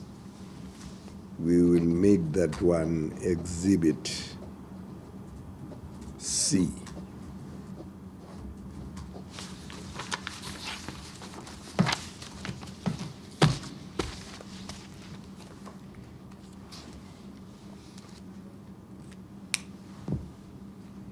Then we can proceed for the next 20 minutes. Thank you, Chair. Thank you for the opportunity. I think in my submission, I did refer to this, that you can get it from Moon or Vuyokazi in the email I sent to, because I changed the laptop, but I found it. So maybe the last, Chair, I'm just looking at the date. I'll leave it, but the date according to Chantel Moon, when there were media allegation about this mark voucher issue, and then on the same day, the contract came from David Becker signed, but everything is here, not drafted by me. It was sent to us on the 4th of August for HR processing. So maybe the two things, so my question, Chair, is, in one of the allegations by the players, forgive me that in cricket I get to know them, that where he was called to the office, is it not a coincidence, or is it not strange, or can you connect the dots that Mark Boucher, I have nothing against him, and Jack, they work together in the Northerns. And I did ask the Northern Chair, if there's an issue against you in any organization, they'll ask you to maybe say something. But for some strange reason, the board they'll even call you back, even say, no, he's going to come back and respond to the things. So I'm saying, if it was Advocate and Fumisa, would you not say, he's appointed because they are from the same village or they are from same Eastern Cape? So in short, there are things that are allowed, to happen when it's certain individuals, which can perpetuate racism, nepotism, unfairness, because there's no other person who did not follow process, So I'll get to how things are kind of picked up. So unfortunately, and others maybe they would have been charged or dismissed by now. Let me go to some inconsistencies, or the same issue of the appointment was read in an email by Ashwath Prince, because they said they didn't meet the requirements, so they would not have applied, but a lot of others would have applied for a position who meet the requirements. But the detail in chronological order is here in the 17 pages. I can come back for that. Okay, it was an HR matter, or you can call Vuyo, but it's self-explanatory. But I'll bring out the transformation part and the perception that there are different rules for different people, which unfortunately, in my view, from a transformation perspective, they are discriminatory. I'll speak about board representation, I'll speak about SACA, so the salary and the Titans issue, I think I can come back to it and the IB, certain things that are allowed, even the minister should note. When there's anything, I'll raise them sharply with the minister. I'll say this. The forensic audit. Let me say that, one thing I forget is match fixing. Yeah. The forensic audit, now that I have this big pen, I don't need the spectacles. It was commissioned before our time, and the results came, I had a serious challenge with the charges in the first place, though the terms of reference included the journalists, revoking accreditation of journalists. And then you could see those 5, they might be hostile towards CSA or the person. So there are these terms of reference. Because in April, when I applied, because I've done my research before my interview, I already saw that this gentleman, Thabang, whatever, he already apologized and wrote to SANEF. I said in a meeting, shared by Board Chris, I said, Chairperson, is it not maybe appear that you are witch hunting or malicious if you charge someone for something is apologized for, that is in the public domain? Won't we lose the case in court? They say, no, because there'll be a flimsy argument given. I was like, to me it doesn't make sense. Because law is like, I don't know, you should come with the right word. It's corrective. If someone has sinned or made wrong, it's apologized. In the media, it's in the public domain, on a YouTube or somewhere, and also in writing to SANEF. Then I said, I don't say someone must not be charged. And don't get me wrong, I don't believe in corruption or anything. But if something is a corruption to one, and in another case is allowed to happen, that's where I will have a serious problem. So that's that in the forensic. Can I ask you, the forensic that you are referring to is the Fundutsi. The Fundutsi forensic. Yes. So when you say you are not happy with the charges, which charges are you referring to? Is the one of the journalist accreditation revoked. Because I personally feel he already apologized before I even joined this organization. It's in the public domain. So when you charge my little union experience, because I would have argued there's a witch hunt here as a shop steward, why do you charge someone for something you apologized for? So that's that. And secondly, the acting contract of Dr. Jacques Fall indicated that he's not supposed to pronounce on anything that is related to the former CEO or suspended CEO, which makes sense because you cannot talk about the position that you are holding. You might be hunting with a salt in a pocket. So that was the contract. And when he tried in one meeting, before I even had this, it was Board Chris who said, Jacques, we are not supposed to, you are right, Eugenia. In his contract, he cannot pronounce on Thabang More's case. But what is strange, when on the 19th of June, when he went to Parliament reporting people who were interviewed, they are there, you check the YouTube, 19th June. He didn't mention himself that he was interviewed by the Fundutsi. Fundutsi goes in a date where we went, I can't remember whether it was September, because there was only one board committee meeting where we went. Fundutsi then reports that they interviewed Jacques Fall. I'm wondering if I'm supposed to give evidence against a person whose position I'm holding. Will I be, is it not contravening your contract? It's worse that I heard that you went 3 times. So, and then, didn't you lie in public to the portfolio committee? That's also something else. Or is it not misrepresentation or not reporting that? Well, you have at least a slide with people who were interviewed, but without yourself. And then the interviewer comes to say you were interviewed in the same platform. So I'm thinking some of the things, it looks like if we don't follow process, we'll be accused of a witch hunt. And I raised these issues because I said, if you go to court, you'd like to compromise. I did say, is it not maybe the best to settle out of court? Later now, the IB settled with Nasai, who even signed the SACA contract, who was in the SACA saga, by the way. And in the first page of the Fundutsi report, it says the period investigated overlaps between the leadership of Thabang and Harun. And when I saw, I was like, okay, there's someone who was paid 3 million, Titinati or something. And I'll talk about what Marius said, which links with the max fixing. There's this, my argument says, if there's 3 million and there's 87 million. So we're targeting someone. Look, we need to be fair. If it's wrong, it should be wrong for the 4 people. And then I asked a colleague in the board, no, Tina, you are not bothered. Because it was him who gave us the loans. Because we're going to recoup the money from some contract. But the South African media will not say anything about it. But let it be Sunday, January. They'll say he spent it to be like you've eaten the money, it's in your pocket, even the car you drive.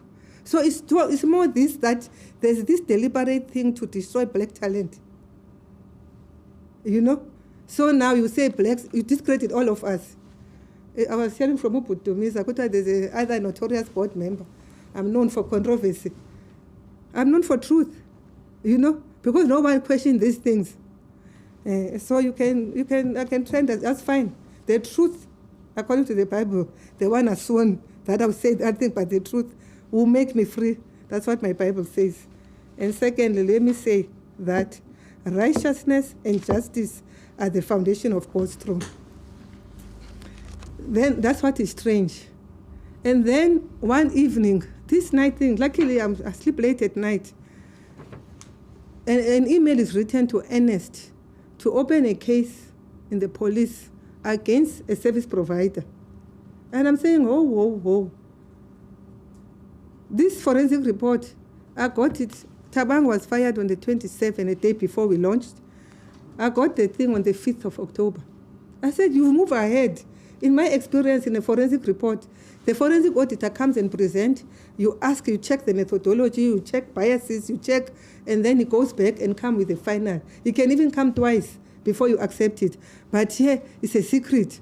But once it's a secret, now someone must be arrested. Then I ask a question, this Titinati person, if he's arrested, and he's a black service provider, if now you report a case, did he pay himself? It's like now someone came to steal money. The same Eugenia came and paid 500 and whatever for the advert, you know? So I was like, I said, no. Then I said, for that matter, this is the process. Fortunately, Ernest agreed with me. I said, you should have come, and I'm still expecting someone to present before we take serious decisions that are likely to have some implications for the board, because they were severally and jointly liable. So those are the kind of things that we, the black boards, will allow. We are pushed to.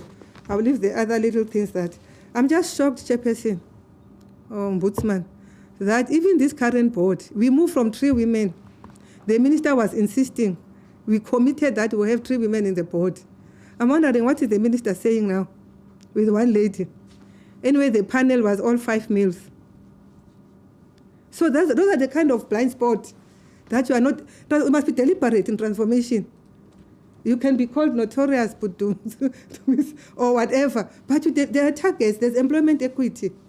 So in a country that has this, similarly, they will argue that the merit thing, you know what, luckily I'm not, the sport my parents played, my dad played rugby. You know, that's why Francois Pinar is my captain. You know, my mother started a football club. You know, I understand that. But when I see a cricket game, I see these adverts, I'm looking at business. They are getting some mileage for advertising. So some company to get the mileage for free doesn't make sense. So now, this argument that you ask, if then it holds, I know some Africans, they'll be scared to be called quota, you know, because they don't know where we come from. We won't even be here in our time. You know, they don't know where we come from. But it's not a quota, if you call it that way, quota candidate that won us a World Cup in the rugby.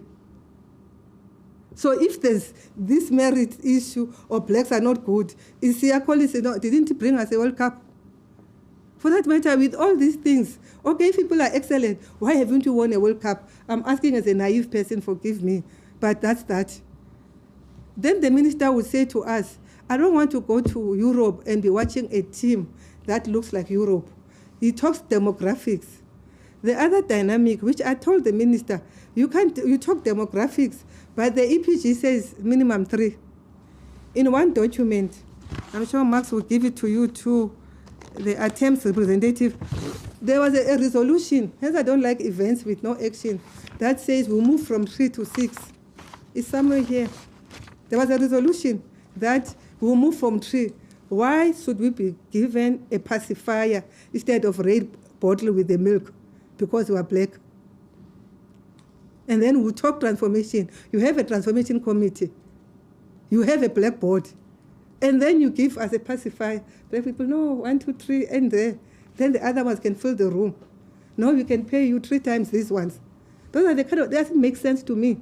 If you don't deal with those in a way that is fair, that is transparent, then you are not going anywhere.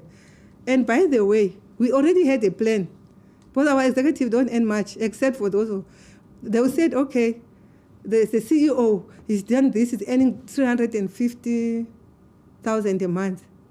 But they are not talking about the one who earns 450 a month. That's the South African media. I'm not surprised. You know? So those are the kind of things that, as I'm saying, the media in this country, some media, they promote this racism. They will tell us, what did they say, you are capturers? Thanks to Prof, who continue 30 years to be a divided country. 30 years. I read in this your book, Prof. I know you are watching. Thank you. Because I read. That a prince in my, a closer prince in this book. So now I'm advertising for you, Prof. In this book is entitled African Game. You see? I read in this book with the photo of a closer prince. In the 1860s, played cricket. Now when I'm a closer, I'm serving in a board and I'm qualified and I deliver. You are capturing the cricket. I said, how do I capture what my forefathers played in the rural communities? It's neither here nor there, even if they did not play. There are laws in this country. We're supposed to transform, and I refuse anything that takes us to Egypt. We can't go back to where we were able to find ourselves in the Codesa here. It might be negotiated, not well, but you are here peacefully. There was no bloodshed. Hence, I was worried over the weekend with the Zuma thing. I said, hey, I hope they won't be shooting. I'm a peaceful person, let alone, you know. So that's that, Chair. Let me go to the oxymoron. I did say, Chair, I think in the last 10 minutes, let me check my time. 3 minutes, actually. Oh, in the oxymoron, Chair. Because when we were questioning, where do these salaries that pay black people less? Black executive, you sit here as an executive, just by name, title, and you're earning a third of what your colleague is earning. How did this? And then the players, what the minister said, no, the players are saying this. I got to learn that SACA, a union, it pays salaries. I said, what? Mind you that I served in SATU at provincial level. And I told you I was a maths teacher, maths and science teacher. I served now when I became a government official, a manager. I served in the bargaining council, where the comrades would sit here, the union guys would sit on this side, negotiate salaries in the province. I've never, where in this country, in the benchmark, luckily the chairperson is a legal person, where in this world, where Solidarity pays salaries for the people they represent? So ESCOM takes money and gives it to Solidarity to pay a NUMSA. So now, if then there's this discrimination, who takes responsibility? What kind of SLA is this? Who agreed to this, which is not a best practice? Especially now there are challenges. What I'm experiencing in Chair is where you have a paymaster. A paymaster, you give them what to pay. They pay for you. You give them.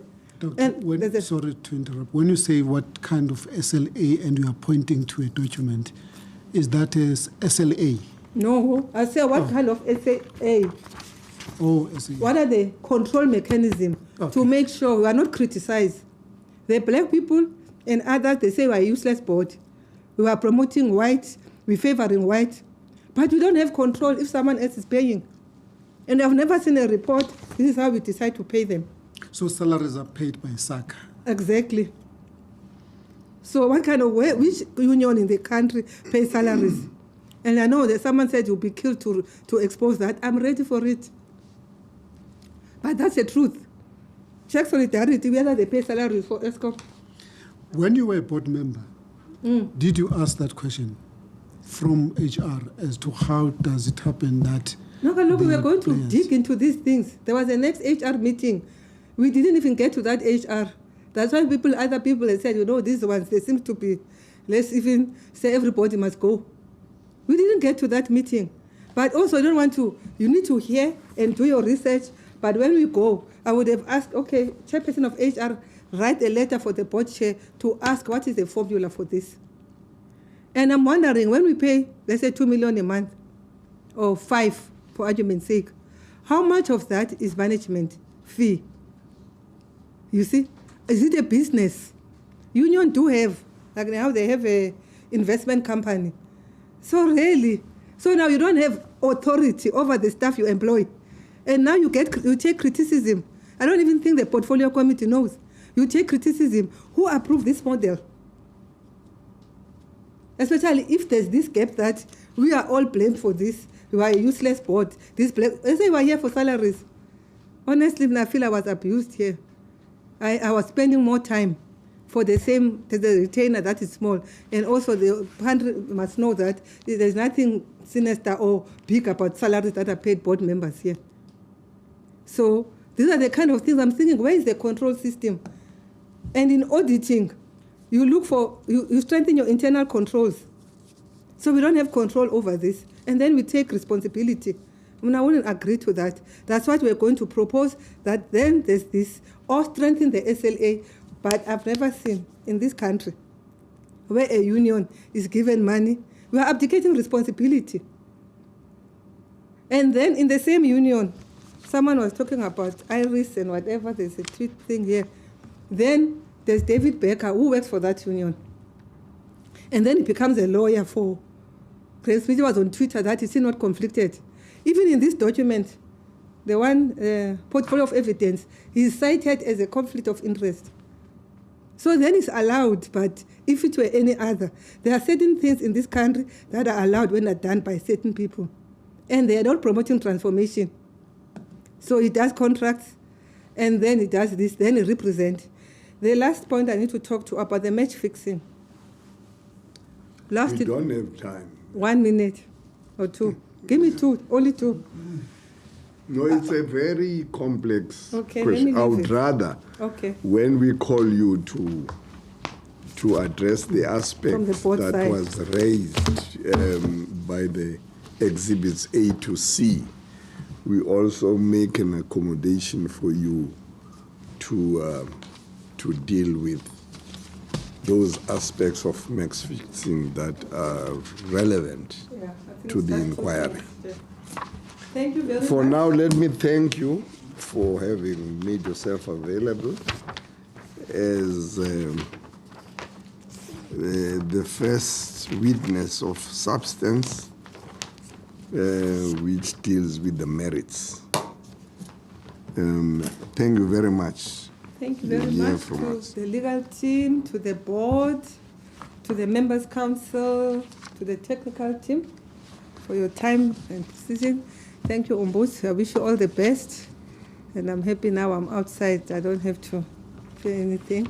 All the best, but I will really refer the board and everybody to the 7 fundamental questions. Oh yeah, I bought this for you, Ombuds. You know? Yes, I'm not a cricketer, so I even typed it, Cricket for Social Justice. Every stakeholder is here, up to portfolio committee. At least if you forget what I say, you'll remember this. Wow. So let's bet for the same South African team that wants not racial sports, that wants transformation, inclusivity. Thank you very much. That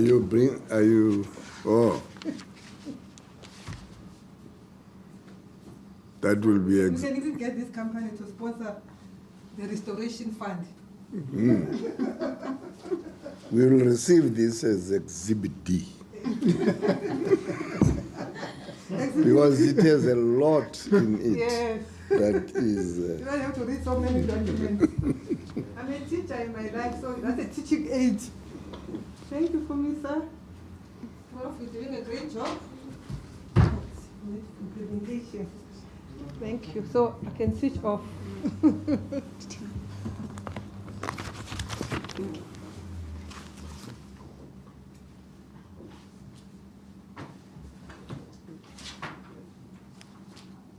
Our next participant is Professor Andre Ordendal.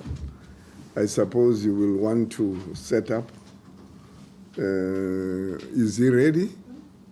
I can see his name on the screen there.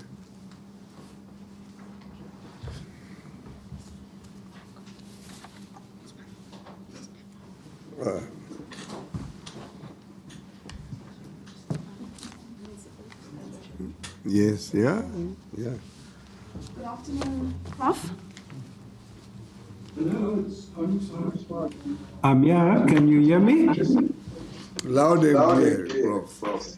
Okay. Afternoon, Friday. Advocate Mele is going to either ask you either to take the oath or to affirm, whichever you do. I didn't hear you, sorry. I was saying Advocate Mele is going to ask you to take the oath. Excuse me, we are in a session, please. Sorry, Prof. We are in a session, please. Advocate Mele. Prof, are you going to take the oath or are you going to affirm? I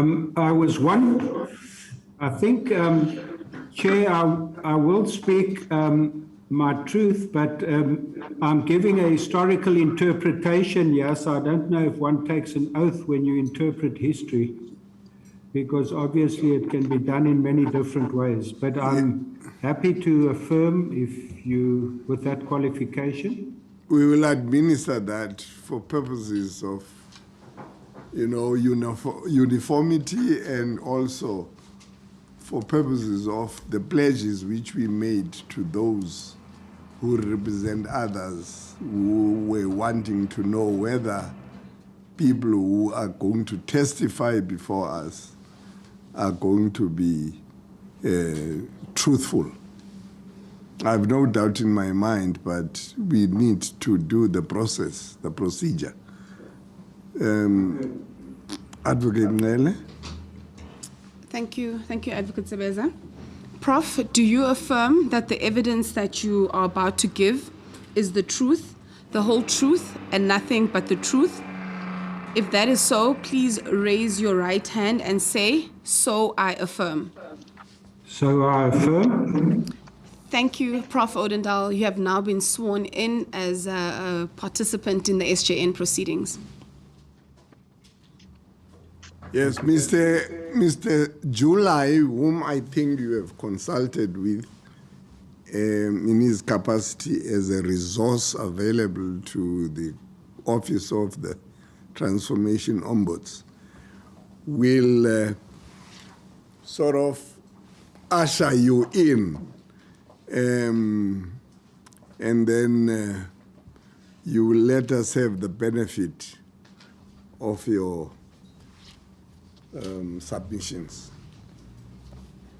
Thank you, Chair. Could I just put on another set of earpieces so that I can hear better, because there's a lot of echoing. I can't hear properly. I'll just put in something else quickly.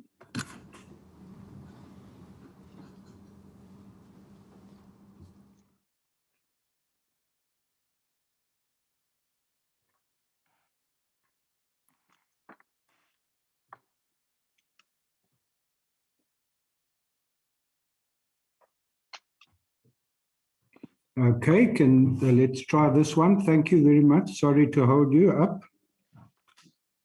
Afternoon, Prof. Afternoon. Yes. Prof, your submission, I'm not sure whether you've got the bundle of documents in front of you. I do know what they all are. Okay. On page 147,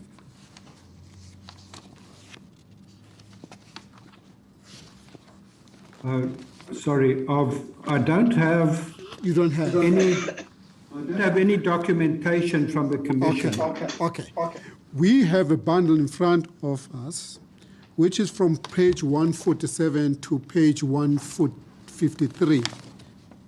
in fact 153, yes. This document, it's your submission that you made to the Commission. And in this submission, you are addressing a number of topics or a number of issues. And one, it deals with the putting in place new paradigms for understanding cricket's past. And from there, you'll be dealing with the integrating from the beginning at every stage and in every area the experiences hitherto excluded black cricketers. That's and right, that's right. The third issue that you seek to address with the chairperson is women out of gender ghetto and into the mainstream of cricket history. And the fourth issue is the reconstituting the entire statistical history of South Africa cricket. And the next topic is contextualized organizational histories for all 11 national cricket bodies in South Africa. That is 1890 to the present. And the next one is beyond master narratives and binaries, look for new ways of narrating the past. And you then conclude your submissions. Chair, thank you for that. Could I just explain that I've got three ideas that I'd like to convey. The first one is the importance of us understanding the history of cricket in South Africa, as you've just read out. And I won't be able to read all that piece by piece, but I will cover those main areas. Secondly, I thought that we'd agreed that I would also speak briefly on transformation since unity and some impressions and overview. And then finally, coming back to that, what you've just read out is to deal specifically with the issue of fast-tracking women into the mainstream of the game at the moment, at this historic moment. So thank you for that. And if that's in order, I can start with those three main areas that I'll cover. Yes. Prof, before maybe you start, you also provided us with the books where this history can be found. You will also talk to that. Yes, thank you very much, Jim.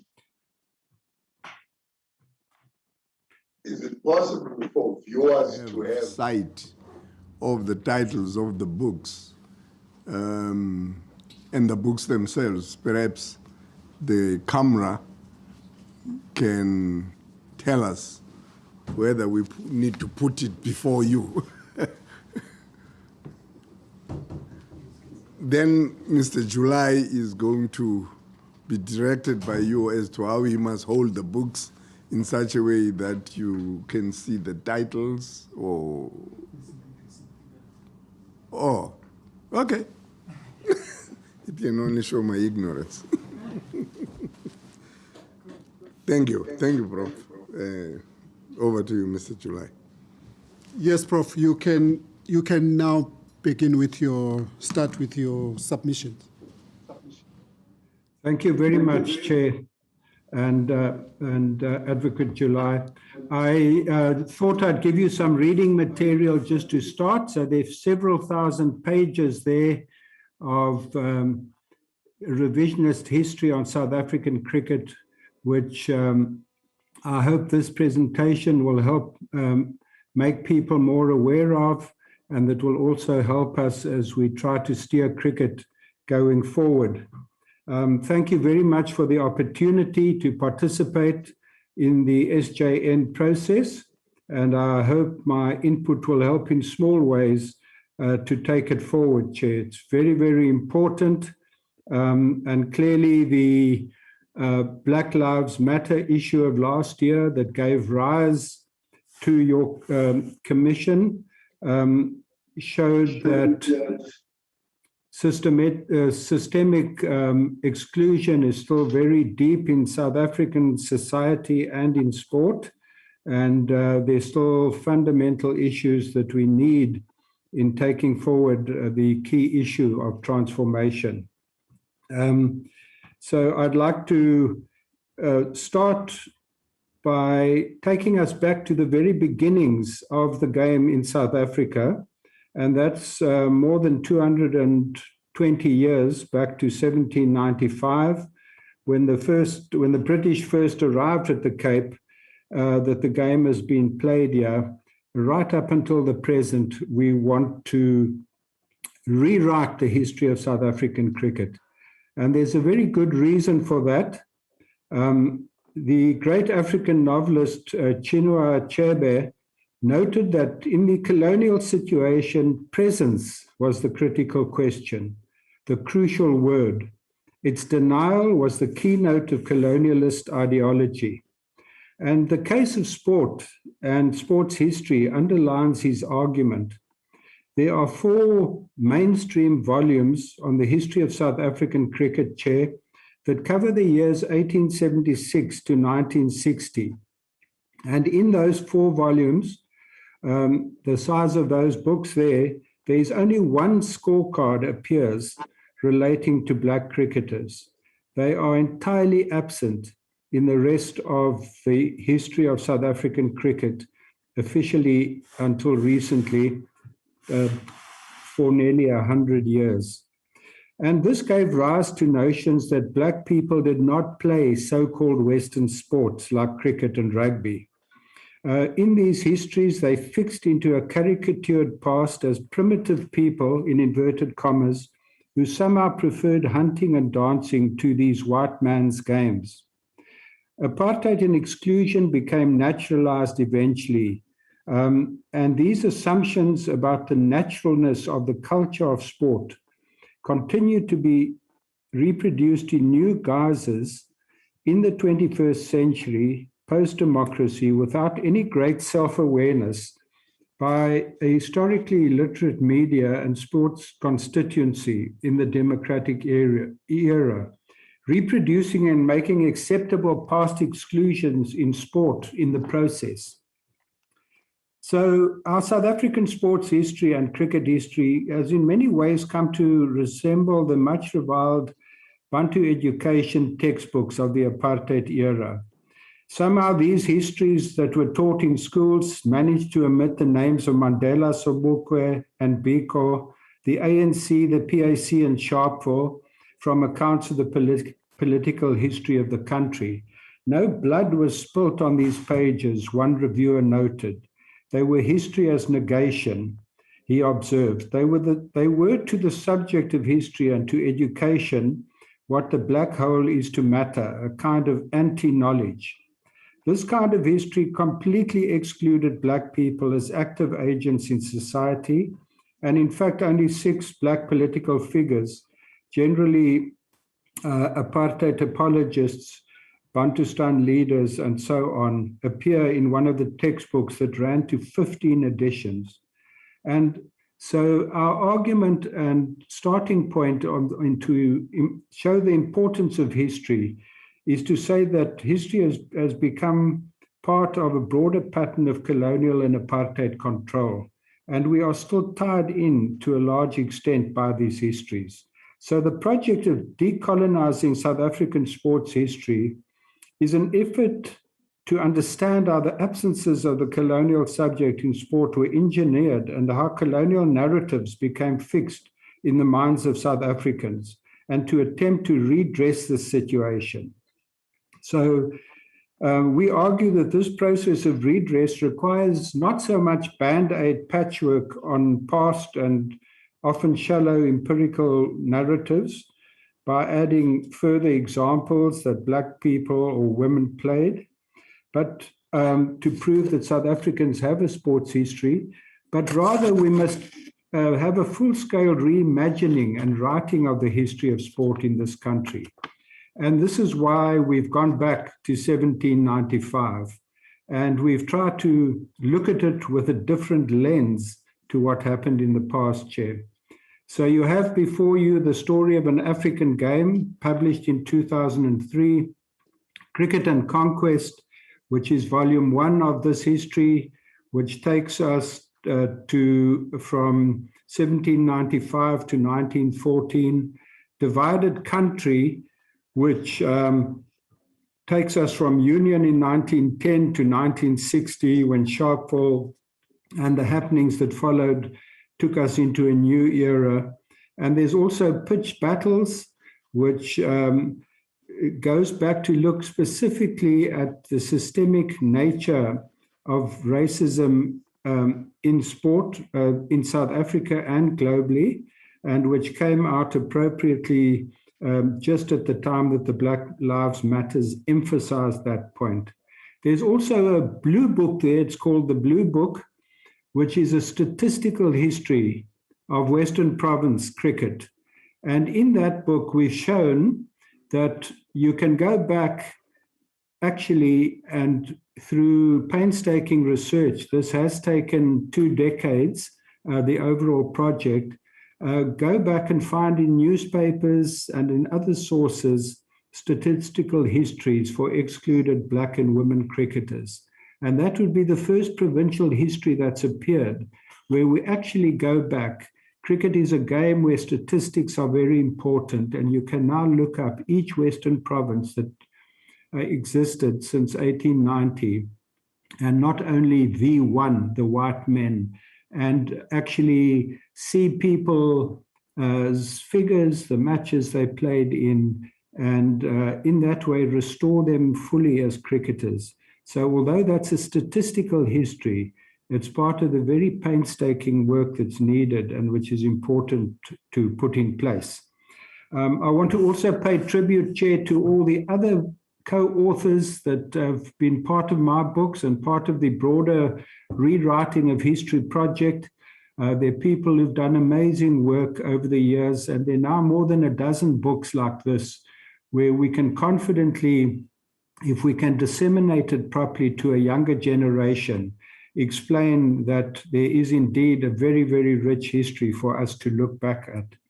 So when we do this, we don't want to adapt and fiddle with old colonial and apartheid narratives, but to seek to fundamentally replace and supersede them. So some of the issues that we've picked up then that one needs to understand here is that you need a total new paradigm for understanding the past in cricket. So our priority was to put in place I think we have problems, Prof, with connectivity. Perhaps we'll just have to pause for a couple of minutes. While technicians here do what they do best. If you could just... Thank you, Chair. Okay.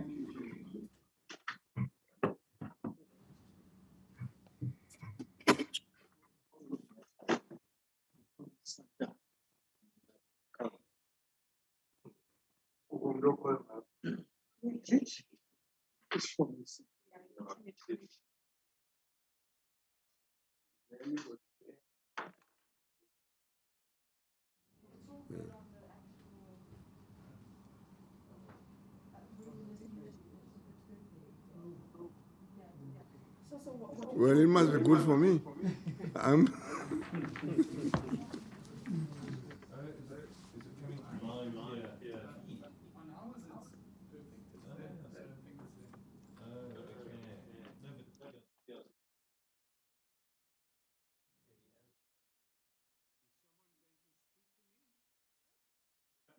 We are going to speak to you, Prof. The technicians are... The technician... Yeah, just wait.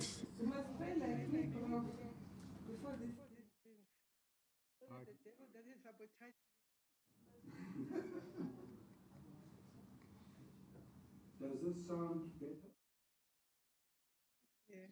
Yeah, you know, the language here is not for the oldies like us. They talk about feed there, feed here. No, it comes well in my feed. And why are you complaining, Ntsebeza? Everything seems to be okay. But looking at you as I do and as I've been doing, there were times when you started to break. But elsewhere in this whole architecture that we have here, people are saying, oh, no, she's okay. I was missing this morning's discussions, but I thought I don't know why. I could try and find another computer. No. They don't want to hear anything of that nature. The technicians, they say, stay put. They are going to sort us out.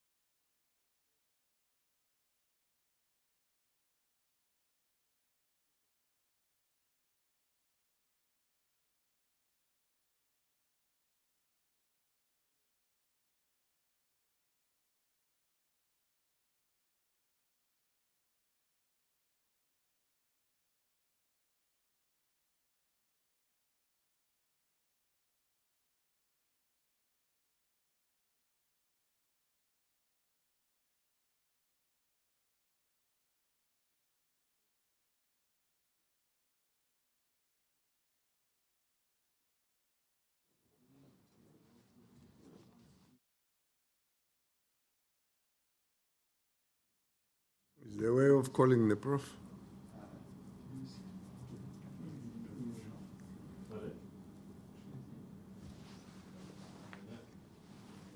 He's not. Okay.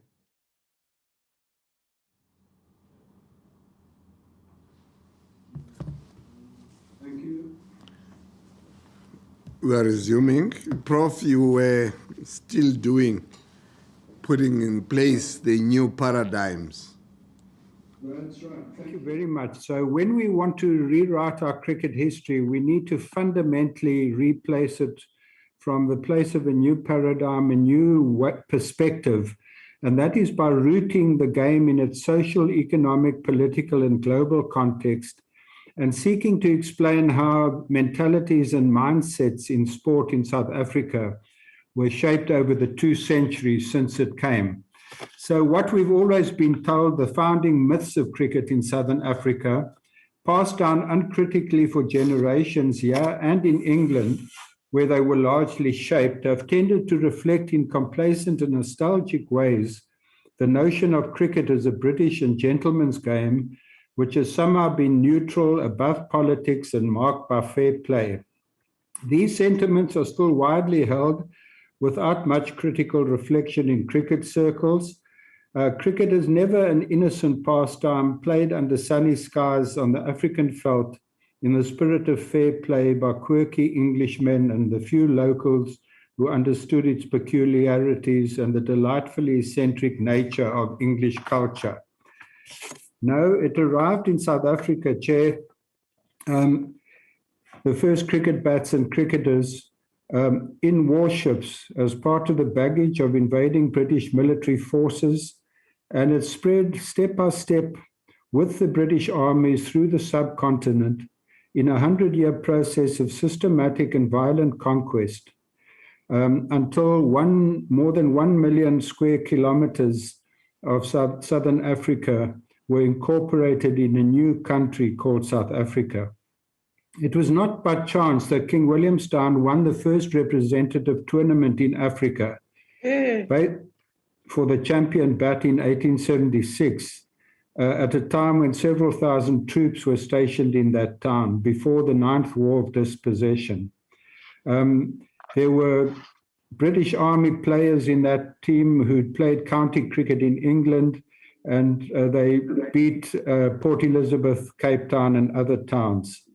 All that Sir William Milton, who was one of the first South African cricket captains and presidents of the whites-only South African Cricket Association, was cabinet secretary to Cecil John Rhodes. And he became administrator of Rhodesia, which Rhodes, as a private company, opened up for empire. And it was almost a qualification for the civil service cricket. 6 of the first 10 captains of the South African Cricket Association, the whites-only association before unity, were senior civil servants in Rhodesia in the 1890s and early 1900s. They were involved also, like Brigadier General Robert Poor, scored centuries and became Rhodesian tennis champion in between leading expeditions against the local inhabitants defending their land, which included the dynamiting of caves where people were seeking refuge. And H.H. Castons, the vice captain of the first South African tour to England in 1894, became a prosecutor general and is pictured at the hanging tree in Harare as people who stood up to colonialism were put to death. So the thesis that we bring forward is that the inherent violence that underpinned cricket's growth in Southern Africa was also shaped its character. The mindsets behind British and settler militarism directly incubated an exclusive culture of cricket that became infused with notions of racism, narrow masculinity, social Darwinism, and imperial superiority, leading to the implementation of an official colour bar from 1894 onwards. So it was impossible for this British game, with its close military associations, to remain innocent against the long background of conquest and dispossession. Indeed, there is ample evidence to show that it was tightly woven into the fabric of colonial power in Southern Africa. And I will just end it there.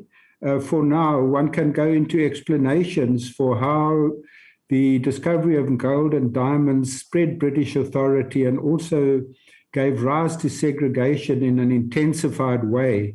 For instance, through the Glenn Grey Act of the 1890s, in the same month that the colour bar was brought into cricket, tried to force people off the land by paying more taxes and into migrant labour, so that instead of a growing middle class who were property owners and could vote, they should become cheap labour on the mines in the maximum numbers.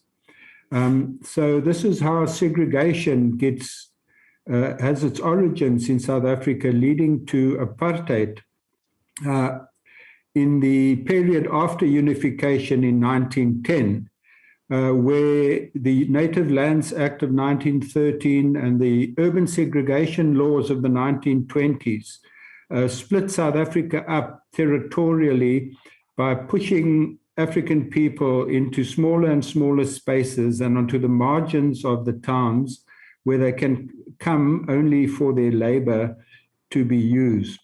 So in the period from Union to 1960, Chair, the game came to resemble an ethno-religious chessboard. It's a big words, but it's very appropriate, with 7 different national organizations emerging.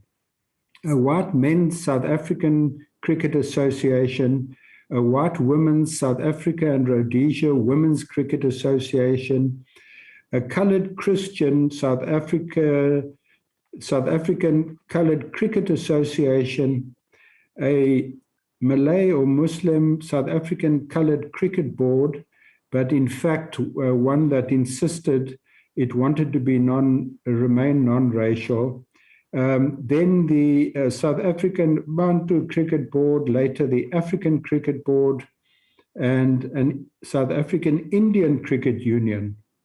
Only in the 1950s did sports people, at the time of the increased political protests of that decade, start playing inter-race cricket and form the South African Cricket Board of Control.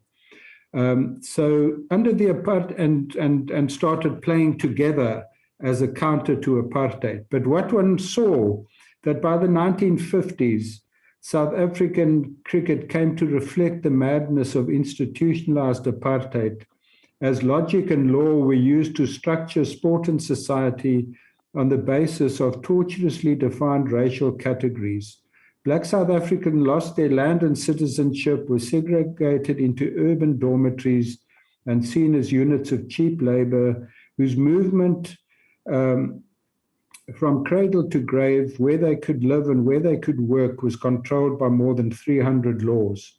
Now, we need to understand this context if we are not to reproduce in different times and new contexts the exclusions and mentality that lay at cricket's core in the past, Chair.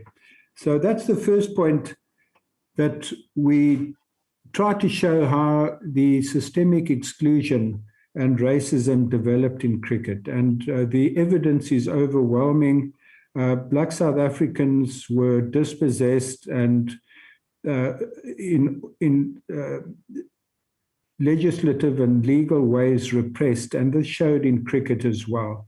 And then the second point we do is to go beyond existing colonial and apartheid narratives by integrating from the very beginning, at every stage and in every area, the experience of excluded Black cricketers in the country. And we've shown in Cricket and Conquest that they were incontestably amongst the pioneers of the game in South Africa and the broader colonial world. So the Farsis of Mumbai toured England in 1886 and have been known as an intermediary group that took to cricket very early on. And we saw traditions of cricket develop in the Eastern Cape, in Kimberley, with the integration, the cosmopolitan surroundings in the diamond fields that developed, and in the Western Cape amongst the descendants of slaves and indigenous people, our distinct cricket traditions came to the fore, so that by the 1860s, the sons of chiefs at Zonneblum College were playing against schools like Wynberg and Bishops, that by the 1880s, within 2 white intertown tournaments, the native intertown tournaments were started, with Ekonge winning there as well, like the white bodies. And also that in the 1890s, in the same decade, Chair, that the county championship in England became made official, the Sheffield Shield in Australia was started, and the Currie Cup was started here. The Isaiah Baden-Bele and other cricketers on the diamond fields started the South African Coloured Cricket Board, which outlawed racism and said that all cricketers, regardless of colour, creed, or nationality, were welcome to play there. Started the Bonato tournament as a reflection of the Currie Cup tournament in the 1890s already. And by 1903, they formed the South African Coloured Cricket Board. This preceded by 2 years the formation of the Australian Cricket Board, and by 25 years the West Indian, New Zealand, and Pakistan cricket boards, which are representative of the great Asian and Caribbean traditions of cricket.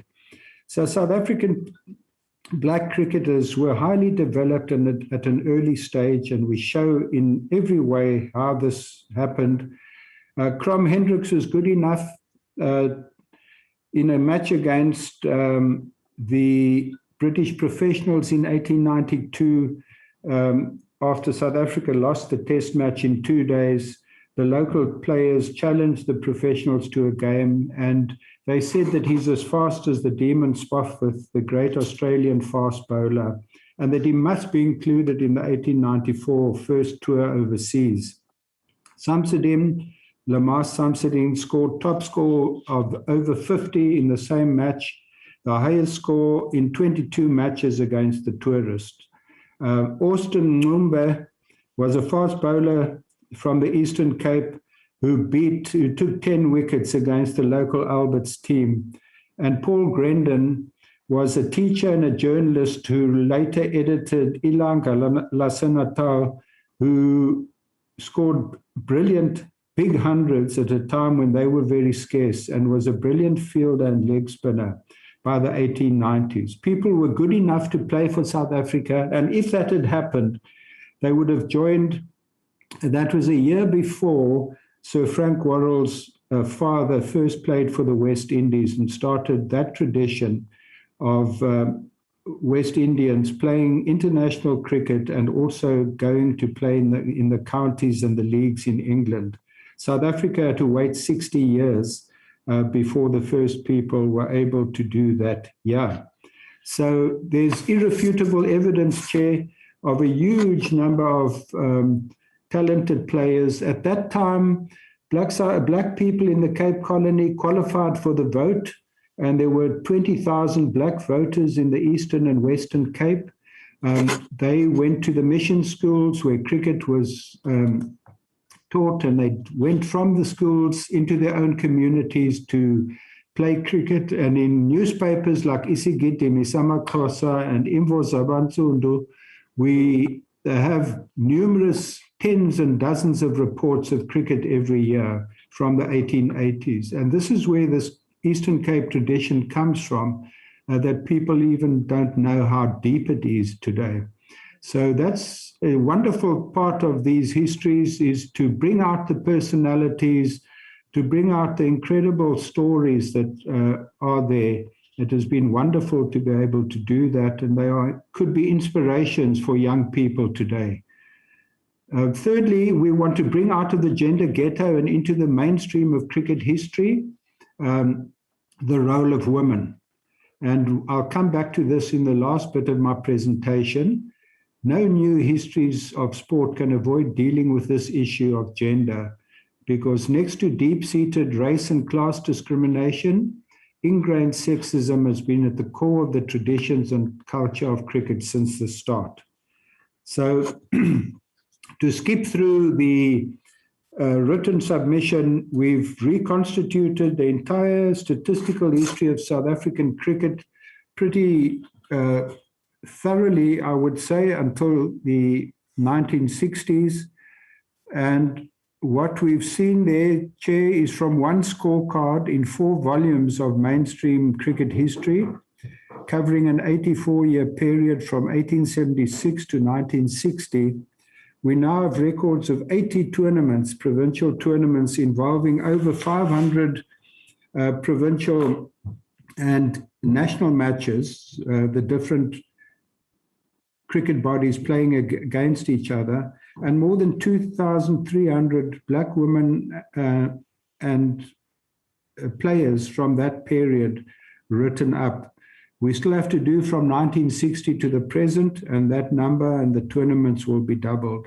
So there's a tremendous richness of history, which I think and hope that other sports will also follow in writing up. So in newspapers like Umtheteliwa Bantu of the 1920s and 30s in Johannesburg, there are numerous reports about all sorts of other games, including football, rugby, tennis, golf, you name it.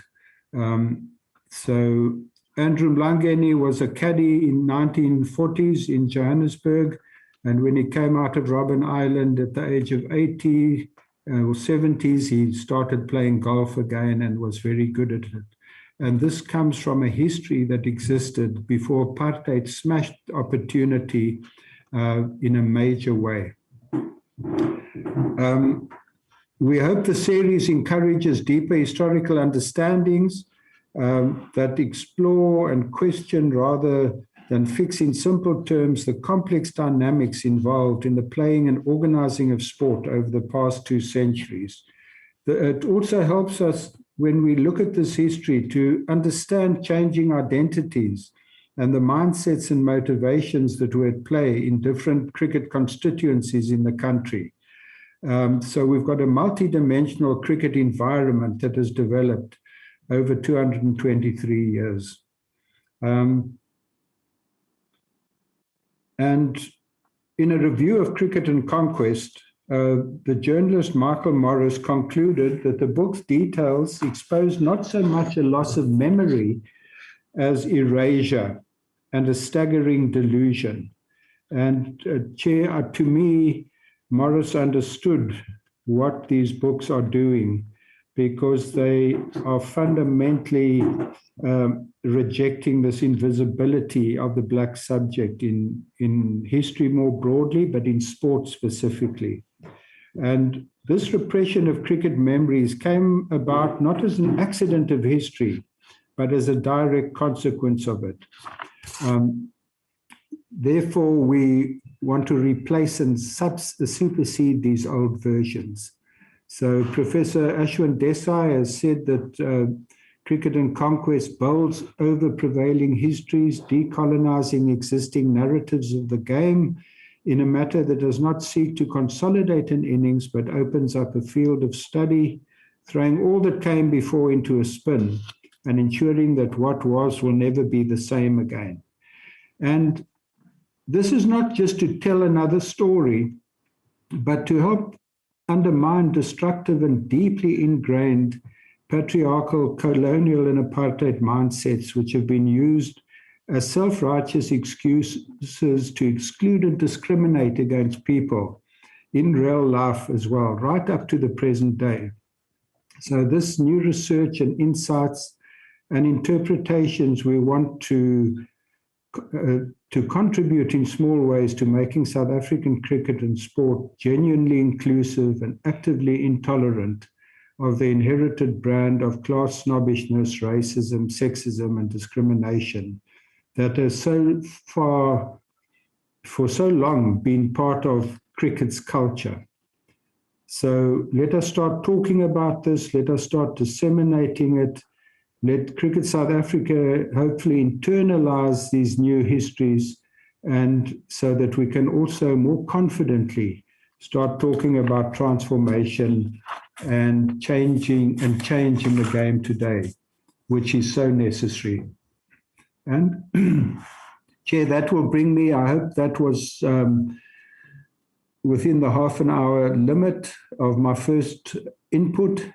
Brings us then to looking at transformation since cricket unity. in 1991.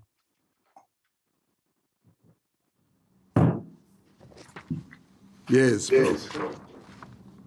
So cricket unity, Chair, was really the vision that Isaiah Badenbele, Paul Grendon and others had in 1899 when they started the Benato tournaments and the South African Coloured Cricket Board as a home for all those cricketers excluded from the whites-only official South African Cricket Association, which played all its 170 tests in over 40 series against only 3 countries, the white countries of empire, England, New Zealand, and Australia.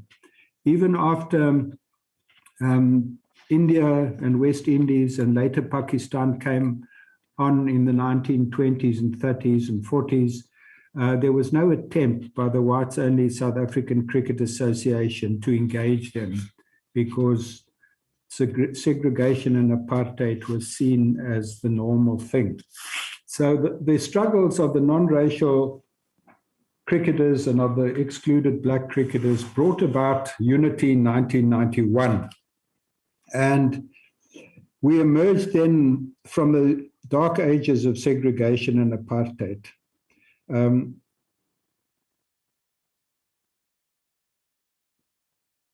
The UCB, as it was called, was based on principles of equality, proudly took its place in the international arena, and attempted through its flagship development programs to promote cricket as a game for all South Africans.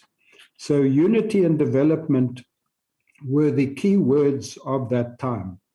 But despite the big strides forward, and this reflected the era of the Rainbow Nation, Mandela era of using sport also as a way to promote national unity at the time of democracy.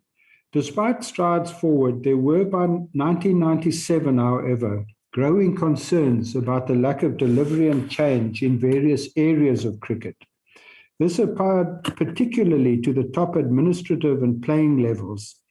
Showcase provincial and national teams remained almost completely white, in fact.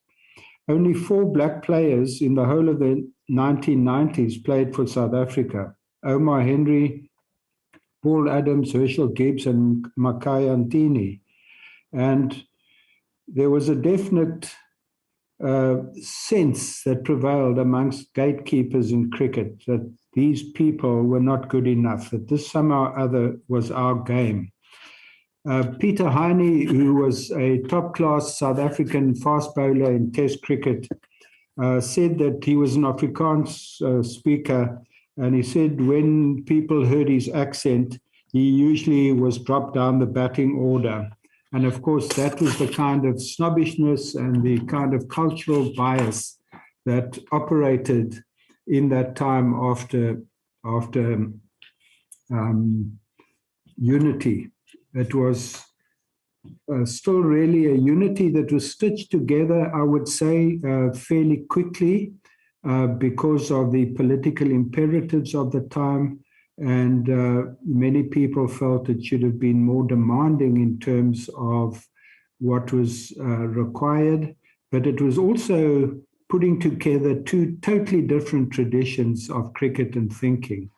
And so the honeymoon period soon ended with the advent of the Mbeki administration, the second administration, which wanted to see from symbolic change to genuine change and the advancement of people in economic terms, in education, in housing, in jobs, and so on.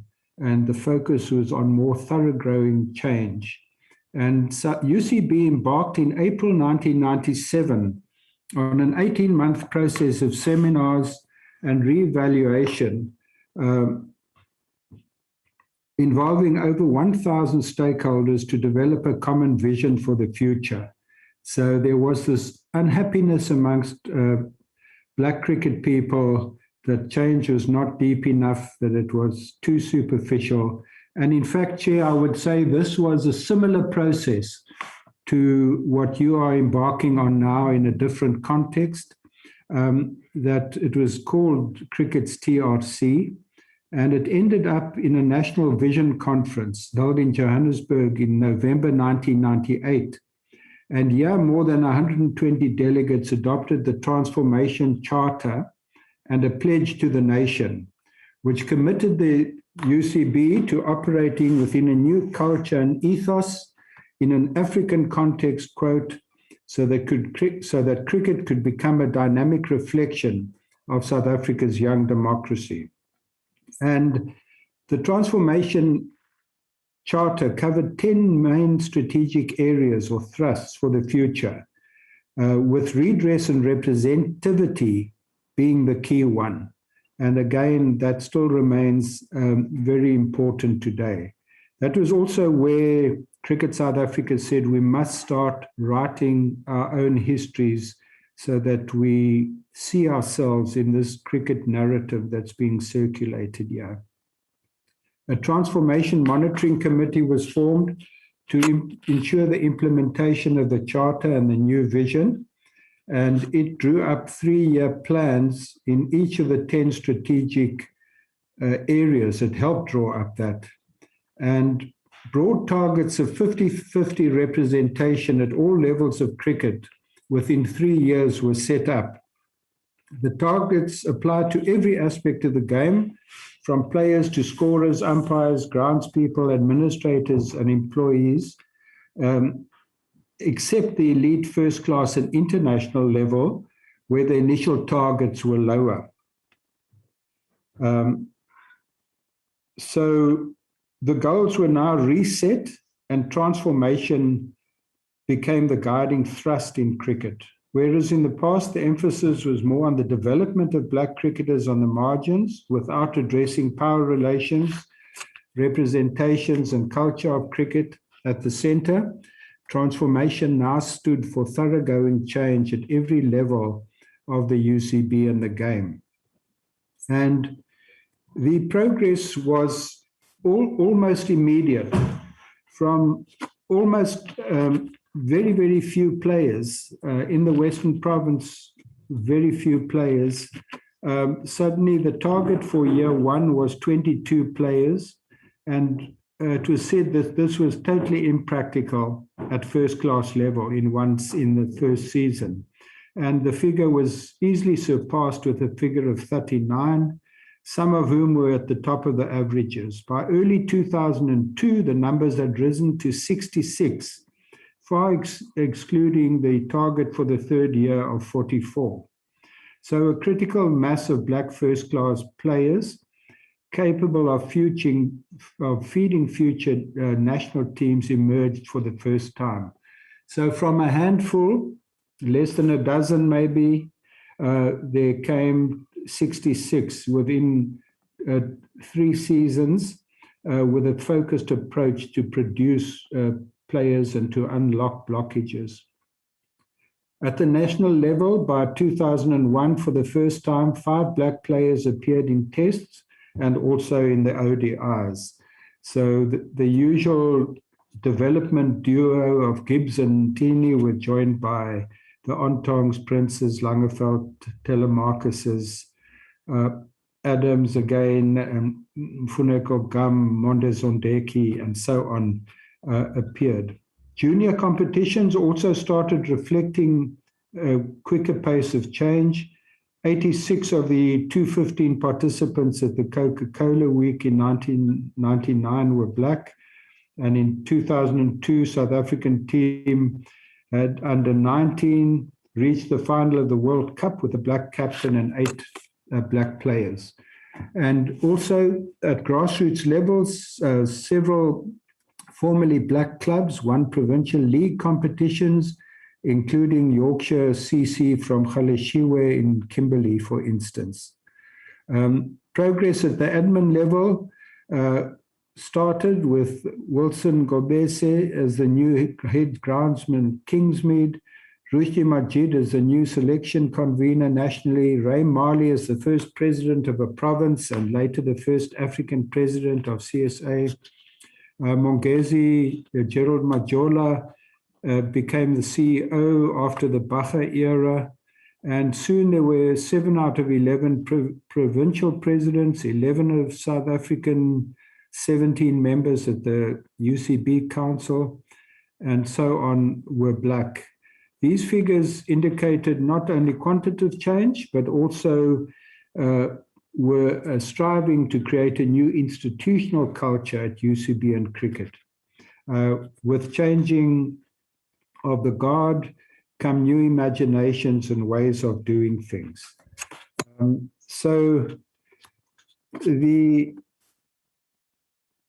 Despite that limited progress, Chair, but nevertheless significant, I think, the TMC and transformation supporting people in the UCB stressed this should not obscure the fact that transformation needed to be an ongoing process with cricket as an active change agent. South Africa's broad socio-economic inequalities would take generations to eliminate, and there were also backlogs and uneven progress within the different cricket sectors. So the TMC challenged the UCB to prioritize strategies for increasing Black African participation in cricket in future, pointing to a recent survey which clearly delineated future sports markets.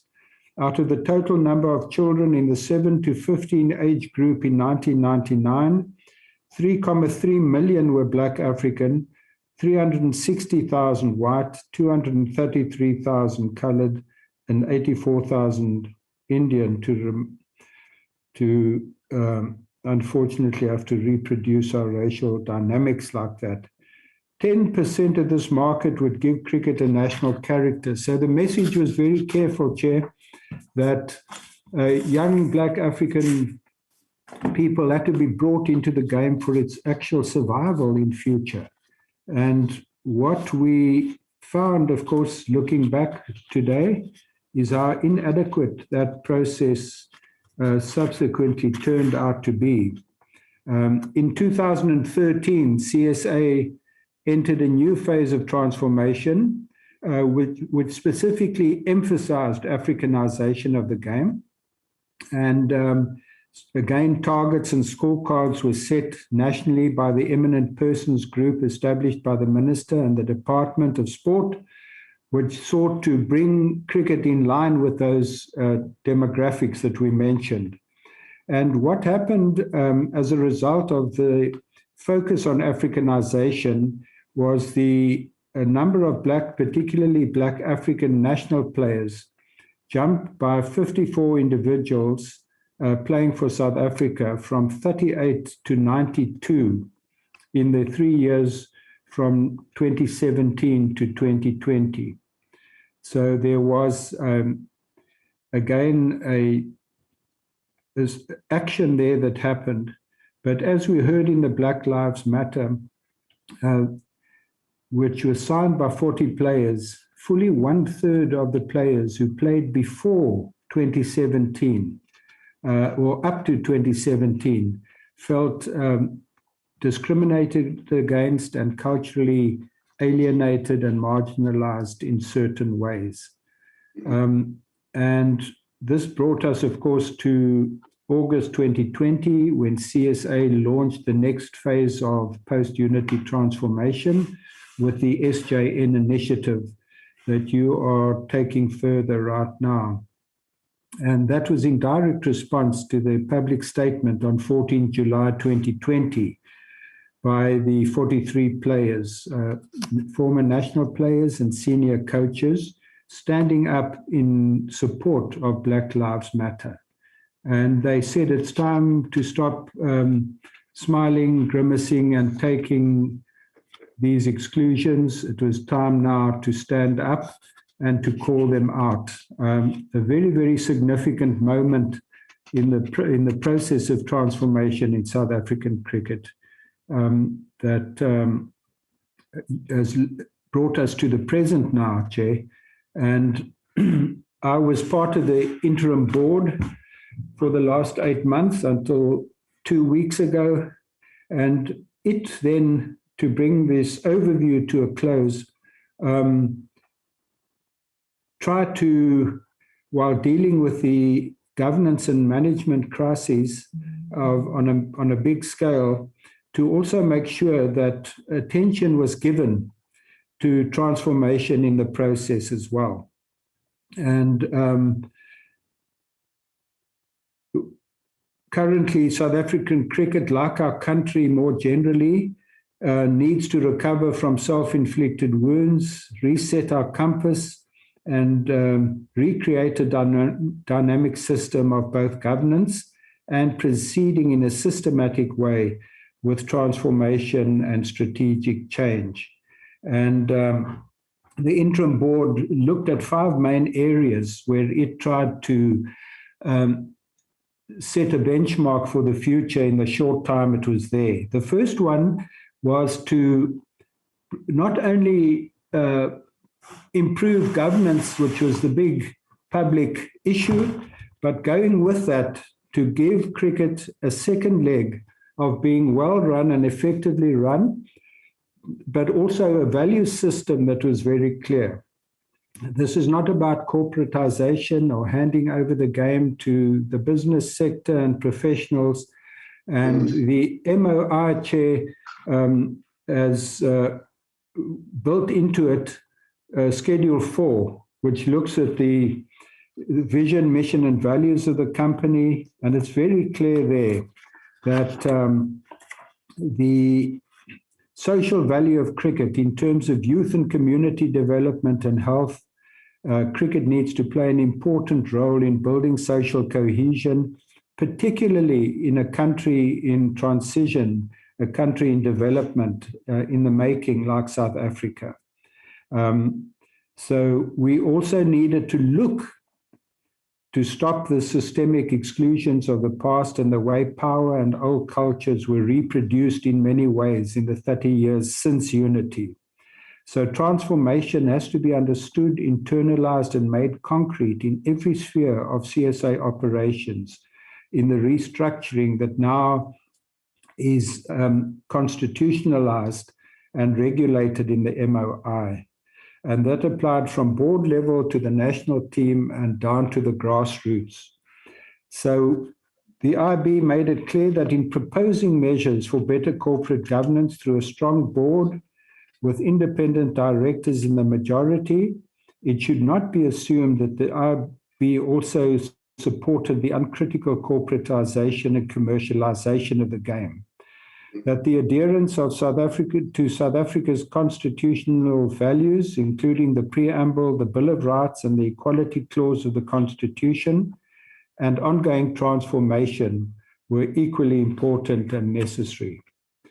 So various recommendations were taken in that respect, Chair, and they are in the report from pages, I think, 45 to 57. And I hope very much your board will especially support the recommendations. There are 5 main areas. The one is that the MOI must be implemented in every respect at every level. Secondly, we must continue with the policies currently that have been in place in agreement with the EPG and the department. And every year there's a scorecard to that effect. We were around the 70% mark, and by tightening up on 1 or 2 areas, including representativity in the national team, we'll be close to the 90s in terms of the current targets that have been set for the game. Thirdly, the IB emphasized the support for this SJN. We were able to talk to you and get it restarted today. Thankfully, it took a lot of careful talking, and your attitude and your commitment were very much appreciated, Chair. The fourth part that we haven't discussed is how does one take cricket in a country that is so unequal and that you have so many socioeconomically marginalized Black people, especially young people under the age of 30. How does that happen? And I think a very important part of your investigations will have to be to pursue that angle, because with the massive inequalities in South Africa today, our township areas are still reflect an apartheid infrastructure. And how do you get young people to be able to get access to the game in those situations? It's beyond one sport to be able to do that massive job on its own. It's a society-wide objective that we need to achieve by bringing in all actors who can help, and that obviously includes government, the private sector, and development bodies. But that must not be an excuse not to try and stretch the game into new areas, as the board chair said earlier in his good introduction, that we need to make this game accessible. The same danger signals that were seen in 2002 still exist today. That percentages of young people who belong to a certain racial demographic who are permanently excluded from opportunity is still totally too high, unacceptably too high. And how do we work together with other actors? And of course, that is where the state, with its current situation of only 27 out of 270 municipalities actually delivering clean audits, is a tragedy, in that money that should be going into uplifting local communities is being wasted through all sorts of unacceptable ways, as we know after the last 10 years. So, Chair, I don't know how you, in your hearings and in your strategizing and recommendations, can add to that, but we have to broaden the reach of the game as a priority. I just wrote, Chair, if you could then look at those recommendations, and hopefully the SJN Ombud can support them. Looking at some of the issues that have featured in the transformation process over the years, I think we need to be honest and show that the total lack of being where we want to be and should be or could be. That's the first point. But we also mustn't just posture and shout politically correct things. The game has gradually opened up, and opportunities have opened up that were previously cut out, that Black South Africans were cut out from. As someone who's been involved in cricket for decades, we are living in a different country to the country we lived in the 1980s. But transformation is still nowhere where it should be. I think there are good intentioned people throughout the system who work hard, and there have been gains made also in creating new power relationships in certain areas. But again, we are nowhere where we should be. So we've got to fight. We've got to start by just recognizing in very clear ways the systemic exclusion of Black South Africans that remains, that is the result of our history, that is still there despite 30 years of cricket unity, and that we need to challenge in innovative and fresh ways, driven clearly by strategic leadership and values. I think that is so important. The negative point in trying to do that, Chair, is that at every phase of the change process since 1991, voices pushing for transformation within cricket have in different ways been opposed, stymied, labelled, criticised, and at times even ridiculed for bringing problems and politics into sport by influential sectors of the stakeholder community. So one must not underestimate the built-in resistance to transformation that exists. This has included outspoken former white national players, old-style administrators and officials, influential figures in the media, some of the sports business sector, and even incumbent Proteas star players, and those representing players' interests. Soccer is a progressive force, hopefully today. Many times in the past, it resisted the opening up in quicker ways, the opportunity for black players by arguing for lower targets and so on. So, sorry? No, I was just trying to understand that you are talking about soccer, but I understand. But in a particular way, you are centralizing. Yes. Players Association. So I think it's more representative now, and it seems to be on a good path, but there were times in the past where it was actually a break to change, in my opinion, as someone who was in the system at the time. And the same applies to the media. It's not a media bashing exercise. It's a simple fact that at every stage of the transformation process, there's been anti-transformation voices. If one looks at the biographies of our top players in the 2000s, you'll see a persistent moaning and negativity about transformation. And so this is something that's not been accepted with a alacrity also always, although you don't hear much of that currently in the media. So this record of white-anting transformation and the mainly black leadership driving it in the unity era has complicated the current task of making easy out with the old and in with the new recommendations about governance.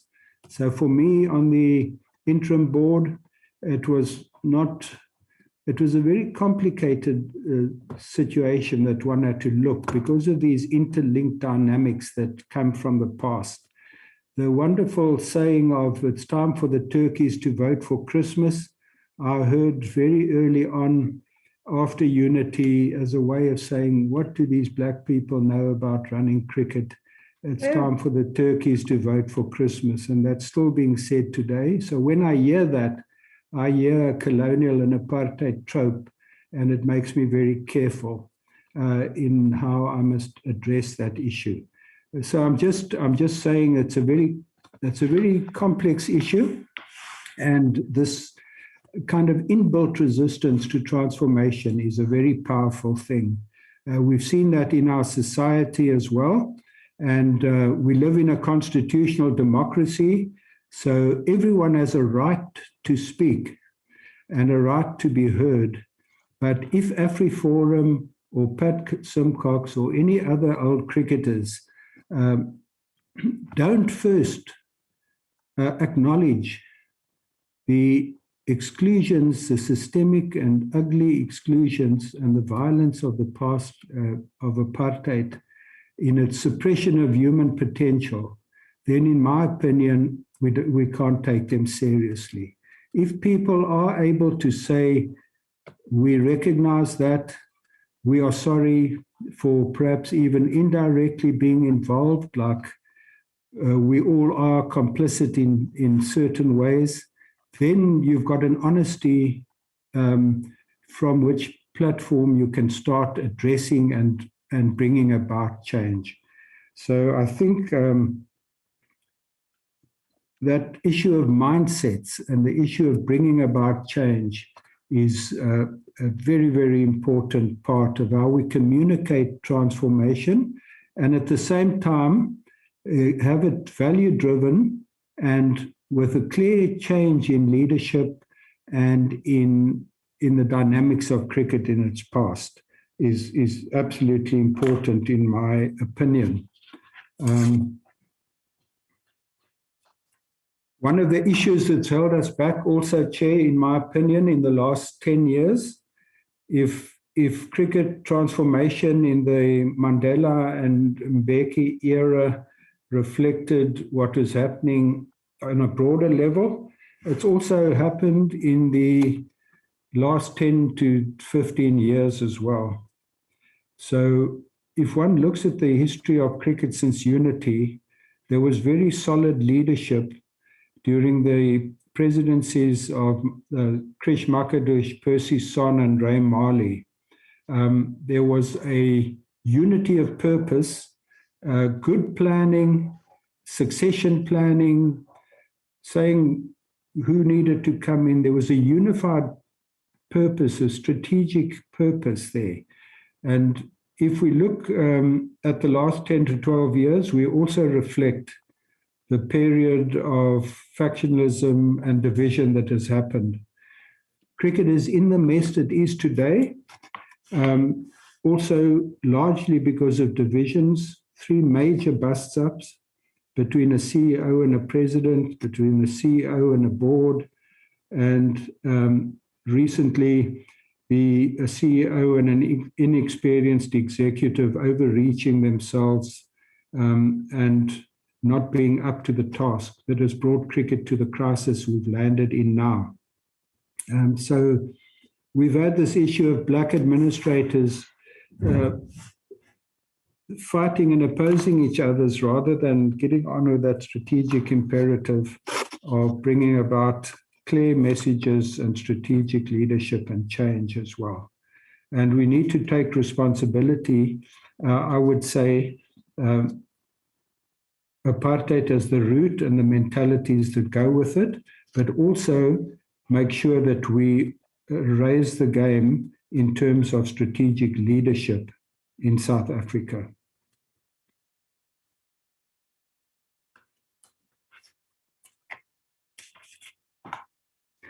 I think what state capture has taught us, and what I learned at Robben Island Museum, for instance, that is that once you've undermined institutions and brought them to their knees, you don't just draw a few organograms and bring in some new faces and everything's back to normal again. It takes tremendous discipline and hard work to bring about institutional stability and change. And I think we need to reconnect again, both in cricket and the country, with some of the founding values of the struggle and of cricket unity. And one of my mentors that I had the privilege to work with for many years was Ahmed Kathrada.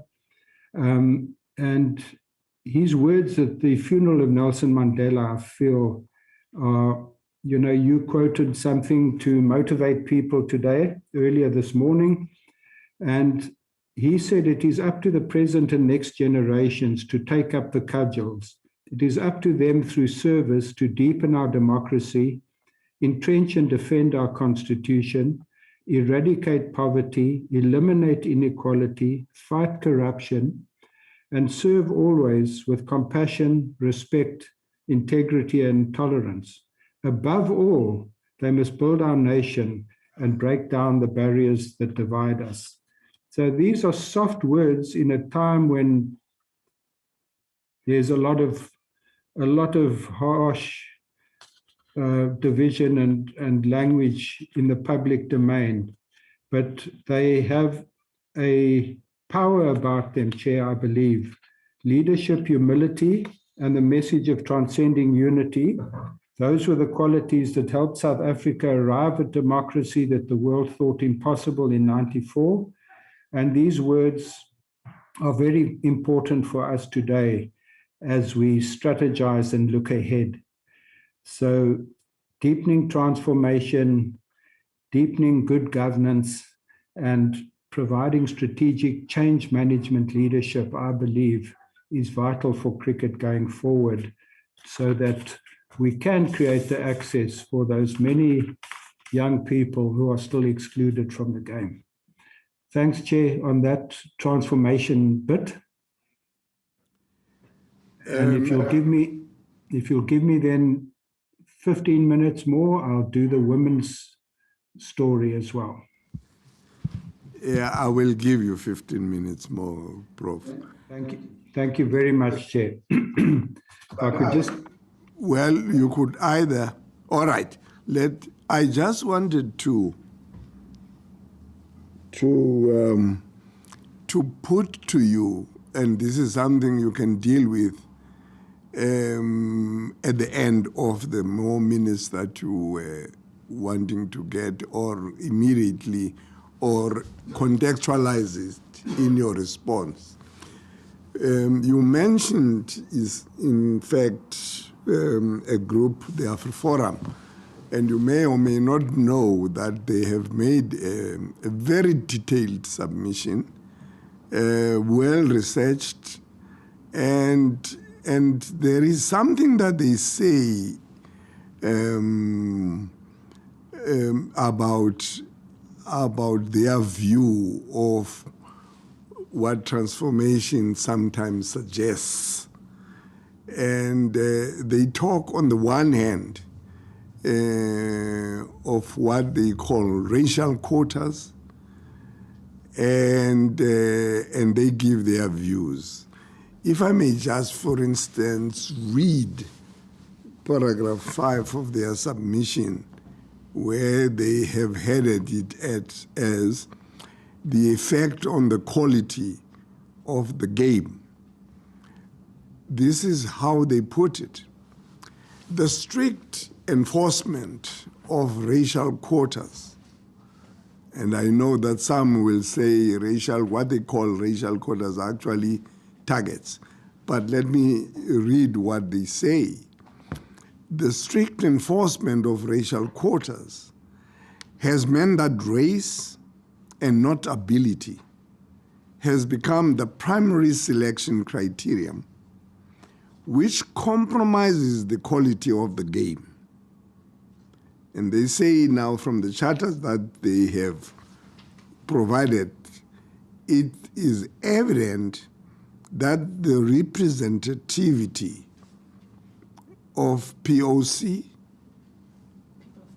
people of color, and Black Africans have increased over the last decade in two of the largest competitions, namely the Momentum One Day Cup and the Sunfall Series, previously called Super Sport Series.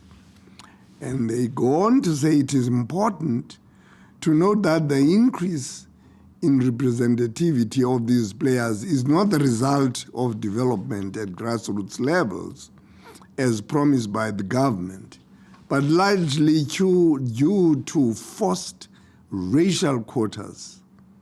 Significant movement in the numbers include, and then they go on to give what they consider is proof as a statistical analysis. So the central theme seems to be that, you know, in the vast majority of matches in these two competitions, the minimum quotas were attained. This is a clear indication that the team selection is substantially based on race. So that's too long a question, but I thought I must contextualize it in the way in which this submission seeks to rely on statistics, on research, and on drawing a distinction between what it calls racial quotas, which do not advance the game, and what others would call targets to enhance or to facilitate the achievement of equality and transformation of the match. Chair, thank you. I think I missed about 70% of that. It's a big echo in my ears, but I think this is one of the key issues from 1991 until now, is this issue of how you interpret it. If you're coming from a good space you're looking to create opportunity. You have a strategic objective to not just let the trickle-down effect happen by proactively bringing along new talent. And for me, when I was involved with the Cape Cobras as CEO at Newlands, one of the amazing moments of my 10 years was when we played in the Champions League as the winners of the internal T20 in India against the Bangalore Royal Challengers. And they had a salary bill of 49 million rand and ours was 4.5 million rand.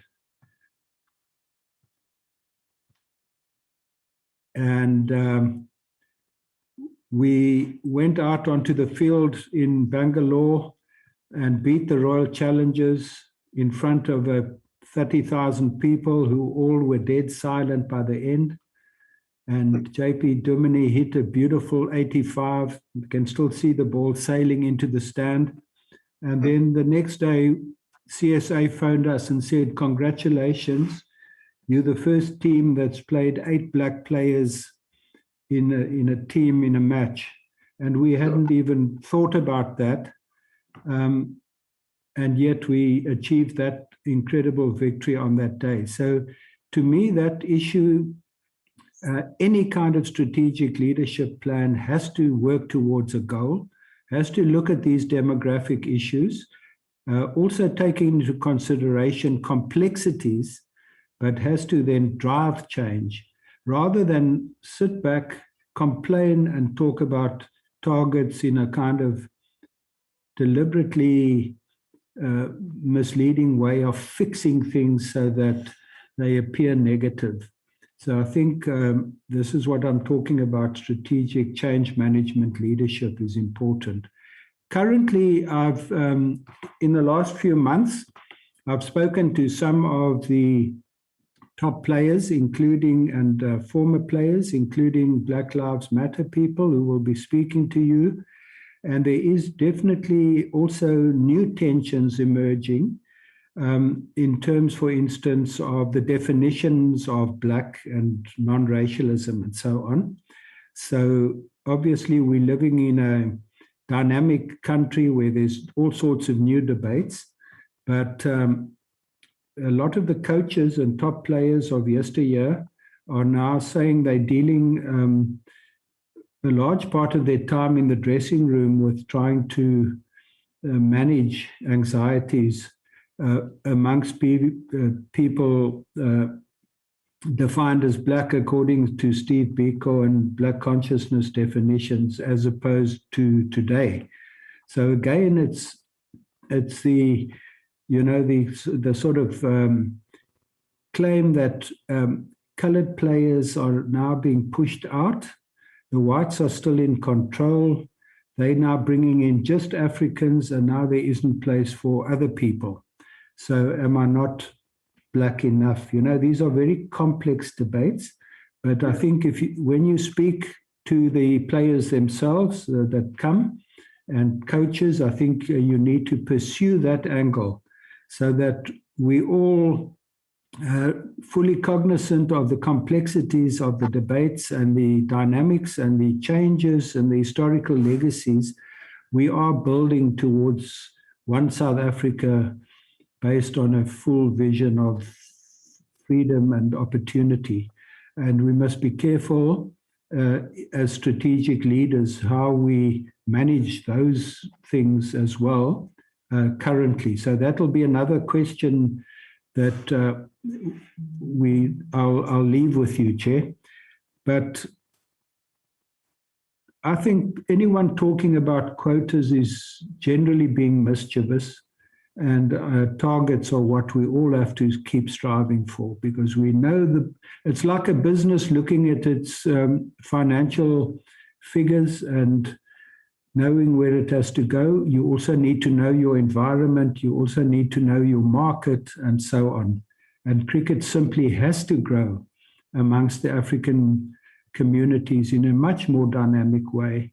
But how do we manage it in a way that builds unity? And that is the dynamic challenge to South Africa, and we are capable of moving that out, of achieving our end goal of building national unity. National unity can only come if the excluded majority have full ownership in social and economic terms as well. And we can create a new cricket setup where everyone belongs. Thank you, Chair. Advocate Nele also has a question that she wants to put to you, Prof. Thank you very much, Prof. Odendaal. Prof, you mentioned that there is inbuilt resistance to transformation, and that this inbuilt resistance is powerful. You then provided examples of some of these anti-transformation, or rather, yes, anti-transformation voices or forces, if you may, that exist. So now, my question really is, in light of that submission, I just wanted to know your views, what can recommendations or report from this project, stand against those anti-transformation voices or forces?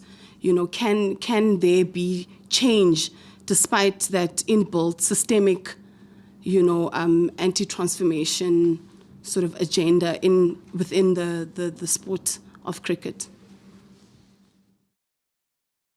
Thank you, and I'm sorry, I really am having difficulty hearing, but I think it's related.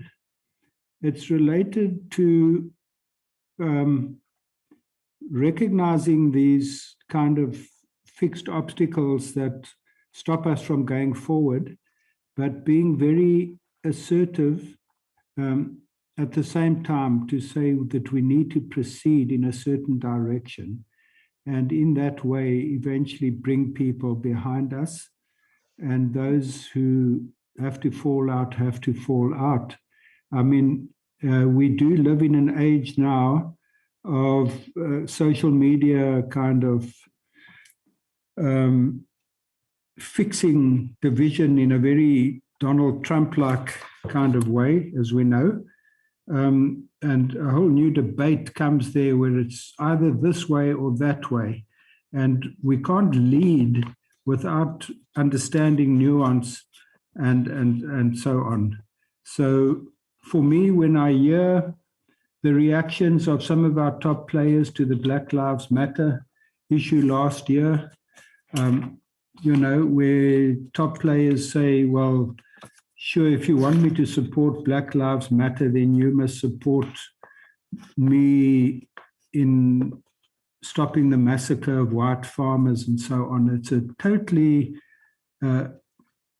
wrong attitude to counterpose like that. It comes from a deep racist trope to not be able to see Black Lives Matter as a social justice issue that we all need to stand up for, just like we don't like and don't support people being murdered on farms.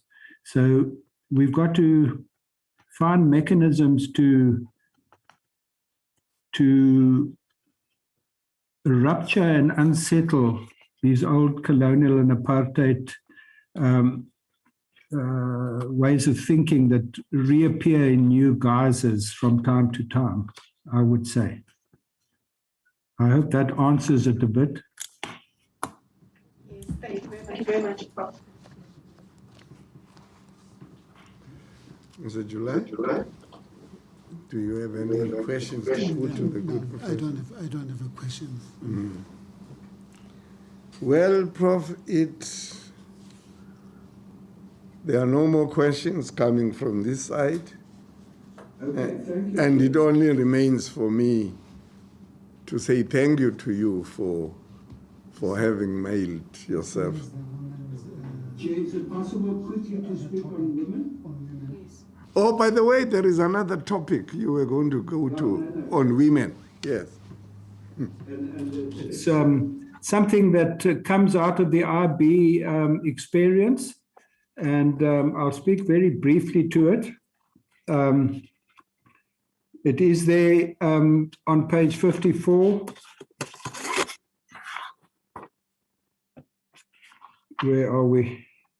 There are 3 or 4 pages. But Chair, really, the struggle for fairness in South African and world sport in the 20th century centered largely on race.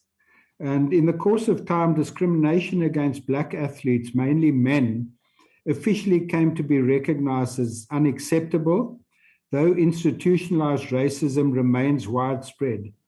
But racism and class discrimination in sport went hand in hand with another aspect of deep-seated institutionalized discrimination, and that was sexism and literally 150 years of exclusion of women from the cricket mainstream. Cricket from early on became so exclusionary that the very sex of those women who sought to play the game was questioned and turned into a source of ridicule. So, for instance, W.G. Grace, who everyone knows is one of the great characters in cricket history, said already in the 1880s of some women who were trying to play professionally before crowds of 10 to 15,000, they might be original and they might be English, but they are neither cricketers nor ladies. Women could play golf, tennis, and hockey, but cricket was taboo. And there was a very good reason for this, and that is the notion of the gentleman's game, a consciously created social construction in the British boys' public schools of the mid-19th century, where young, and it's been termed as muscular Christians, were prepared for service and leadership in maintaining empire, and this was transplanted to colonial South Africa and continues to flourish even today. So the game is not just called the gentleman's game by accident. It's a specific way in which cricket was defined. And we've written in these books, Chair, Cricket and Conquest, Divided Countries, and Pitch Battles in detail how this gender discrimination emanated and how it strongly kept women out, although they were there again from the present. So cricket became a white male, deeply segregated imperial game, which also reinforced control over the female body on and off the field. So sexism has been at the core of the traditions and culture of South African and world cricket since the start. And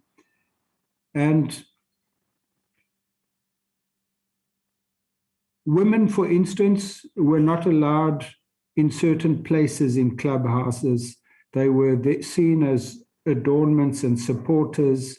And only in the late 19th century did educational reformers start breaking this convention that women's place had to be in the kitchen, that athletics was in fact unhealthy for them, and turn the argument around as the same way as in the boys' schools to say, by having a fit body, you fulfill all the things that, the matrimonial aspects of giving birth and other things as well. So the reformers of the 19th century turned it around. And eventually, as women got political rights and fought for the franchise, the right to make their own decisions about participation in sport was also grew. So that the first Women's Cricket Association in England, a national one, happened in the 1920s after women's participation working in the factories in World War I and their demands for the vote, got them the vote. They then started their own national cricket bodies, their own magazines, and also the first test matches happened in 1931. And so progress of women in sport was directly linked to women having the vote and getting power to make their own decisions. But it still remained a very exclusive game. Recently, Since the signing of our constitution in 1996, gender discrimination has been outlawed, and it's only since the 1990s that the first black women started playing representative cricket, and South Africa fully became part of international competitions. So we're seeing now in the 21st century, Chair, very, very good progress by women in sport globally, and this is starting to show in cricket as well. The Proteas have done fantastically in the 2020 World Cup in Australia, and also beating India last year. The recent contracting of players has gone with a 450% salary increase for the top players, from around 150,000 to 500,000 per annum between 2017 and 2020. And there's also going to be a new budget and a new semi-pro system in place for second-tier strata of players from this season coming. But South African women's involvement in cricket is still very, very marginal. We mustn't get disarmed by the fact that our women are now getting more of a profile at the top level. It needs focused strategies to end this historical legacy and ensure that girl children and women become full citizens and part of the mainstream of South African cricket. And we've proposed as the CSA interim board that it's now time to address directly those systemic reasons for exclusion and holding women back. And instead of piecemeal adjustments, CSA should take major strategic decisions regarding the complete inclusivity of women in cricket. We had talks with Eddie Koza, who's the Cricket Services Manager, and also representatives from New Zealand, West Indies, and England about this. And it was an education to hear what those countries are doing. Also, our own members of the executive at CSA have shown a level of awareness, and they are trying to do their bit to grow the women's game, but it is simply not enough for the long term. Structurally and resource-wise, we need greater integrated planning and a sharper focus and commitment at all levels from CSA. So, for example, CSA recently completed the major restructuring of domestic cricket in South Africa. But women's cricket was not part of that integrated centralized plan that emerged. It is still something apart. And we had a fantastic discussion with Claire Connor of the England and Wales Cricket Board, as well as the New Zealand and West Indies Board. And they are making comprehensive programs to bring women's cricket in. In England, women's cricket is the fastest growing demographic in English cricket. And there's a 5-year plan in place to make this happen in a systematic way. So they developed a high-level strategy and insight team working together for 2 years. It was based on participation, pathway, performance, profile, and employment equity to try and re-engineer English cricket. And to do this, investment, good independent governance, a leadership that drives the process, and diversity is essential. Just like not having the black population interested in the game in South Africa is sure to lead it to an early death, so the exclusion of women, Chair, will hold cricket back.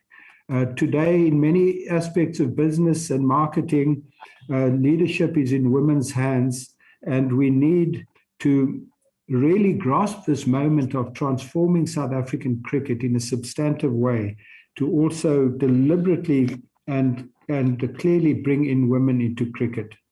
So this idea of a strategy and insight team, I think, is absolutely essential. people who know new generation ways of communicating, reaching audiences, and marketing, a multi-generational task team that can think how you bring young people in and interest them, including women, I think is very, very important. That's what England have done. And this year, Claire Connor, who played for England in cricket, will become the first woman in 277 years to lead the MCC, to become president of the MCC. So, Chair, my last point, please, is if you could, in your deliberations, reinforce the MOI of the new MOI adopted in April, but gender equity and cricket normalization efforts should include the appointment by the CSA board of its own strategy and insight team, appropriate to the South African context that is diverse and intergenerational. It should be capable of the innovative thinking required to introduce cultural and structural change, which leads to focused investment, increasing representation of women in leadership roles in the cricket workforce, and provides opportunities, very important, for children to develop beyond the softball stage, where many girls fall out, so that talent pathways, marketing of women's cricket on equal terms can happen. We need a new language of cricket, Chair. I know this is ambitious and it's looking far ahead, but it's absolutely essential that South Africa makes that step now, or else it's going to be light years behind other countries soon. And I would also suggest to you, if I may, that CSA for the SJN National Conference invites Claire Connor, ahead of her assuming office as president of the MCC, to speak to you about that and to speak to the board as well. It's a very, very crucial area. We can keep being in the dark ages and going slowly, or we can make a move while we're busy restructuring to also bring women in fully into a 21st century South African game. Thanks very much, Chair. Well, thank you very much, Prof. Yeah, you have given us food for thought, and we will go back to some of your submissions, and especially the area on transformation where you have singled out that topic for our consideration. And as I say, you have set the bar very high, and but I'm sure that all other scene setters who have been listening and watching will make sure that they live to the very high standard that you have set. I've always felt that this process would be poorer if we didn't get your input. Because all one needs to do is to see your works, your thought as it manifests itself in the very many books you have written, either as yourself only or in collaboration with others.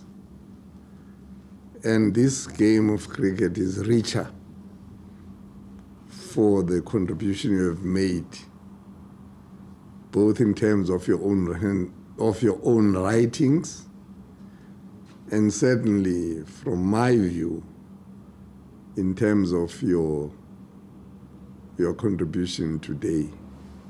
as a participant in this project, which is ambitious, but which really wants to get to where it should.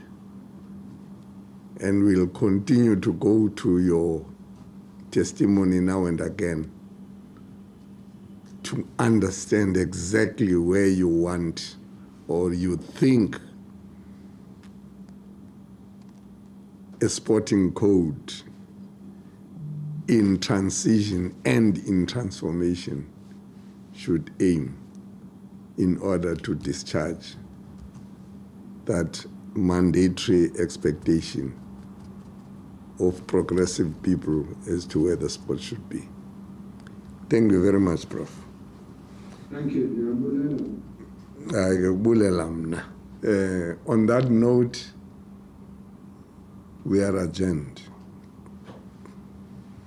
We commence with the proceedings tomorrow morning at 10 o'clock. Fortunately, Mr. Dumisa Ntsebeza is still here. He is going to kick the proceedings for tomorrow. We are adjourned.